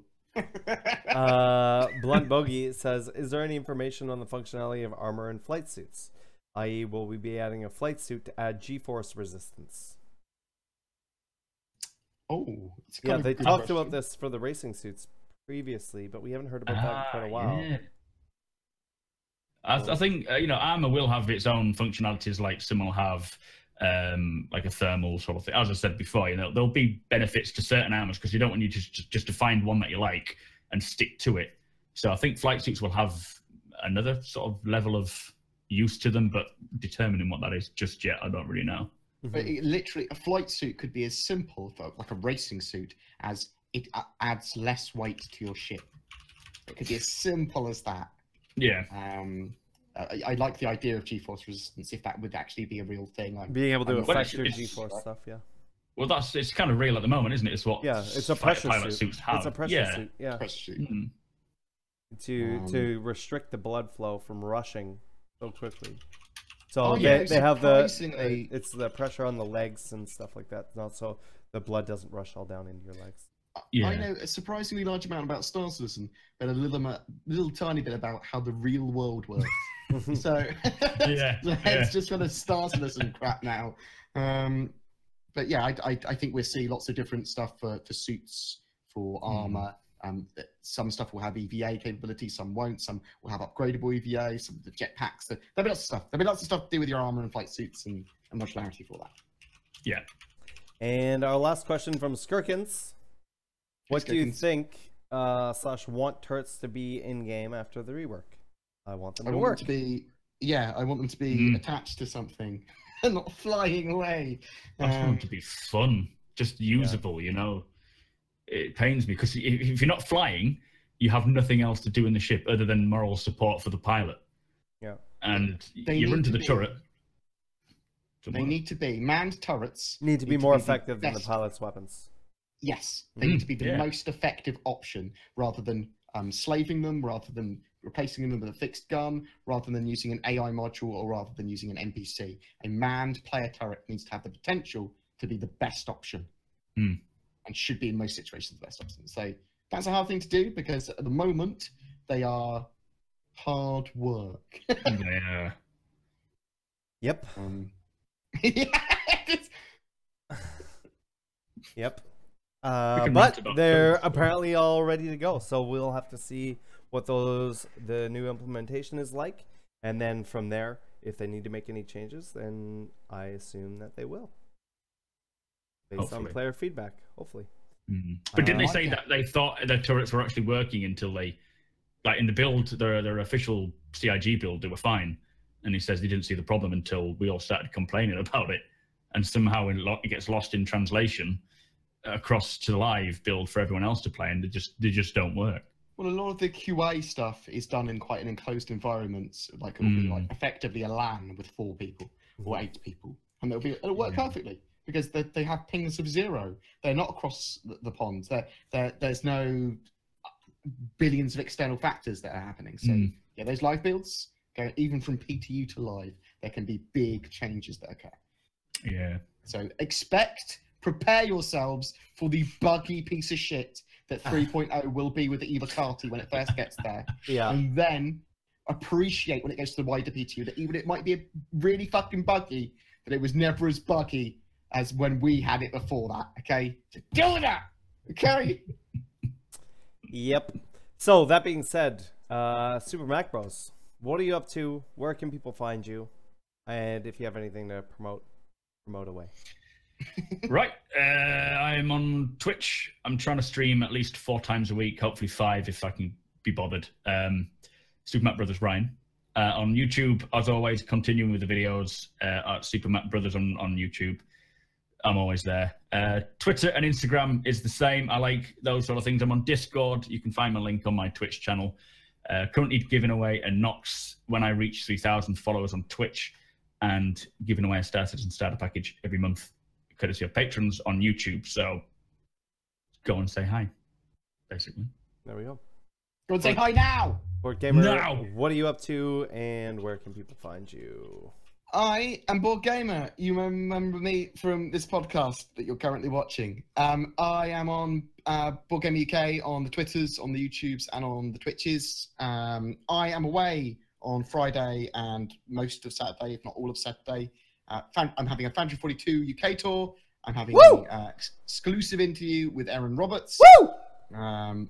Hopefully, they will be good. Woo!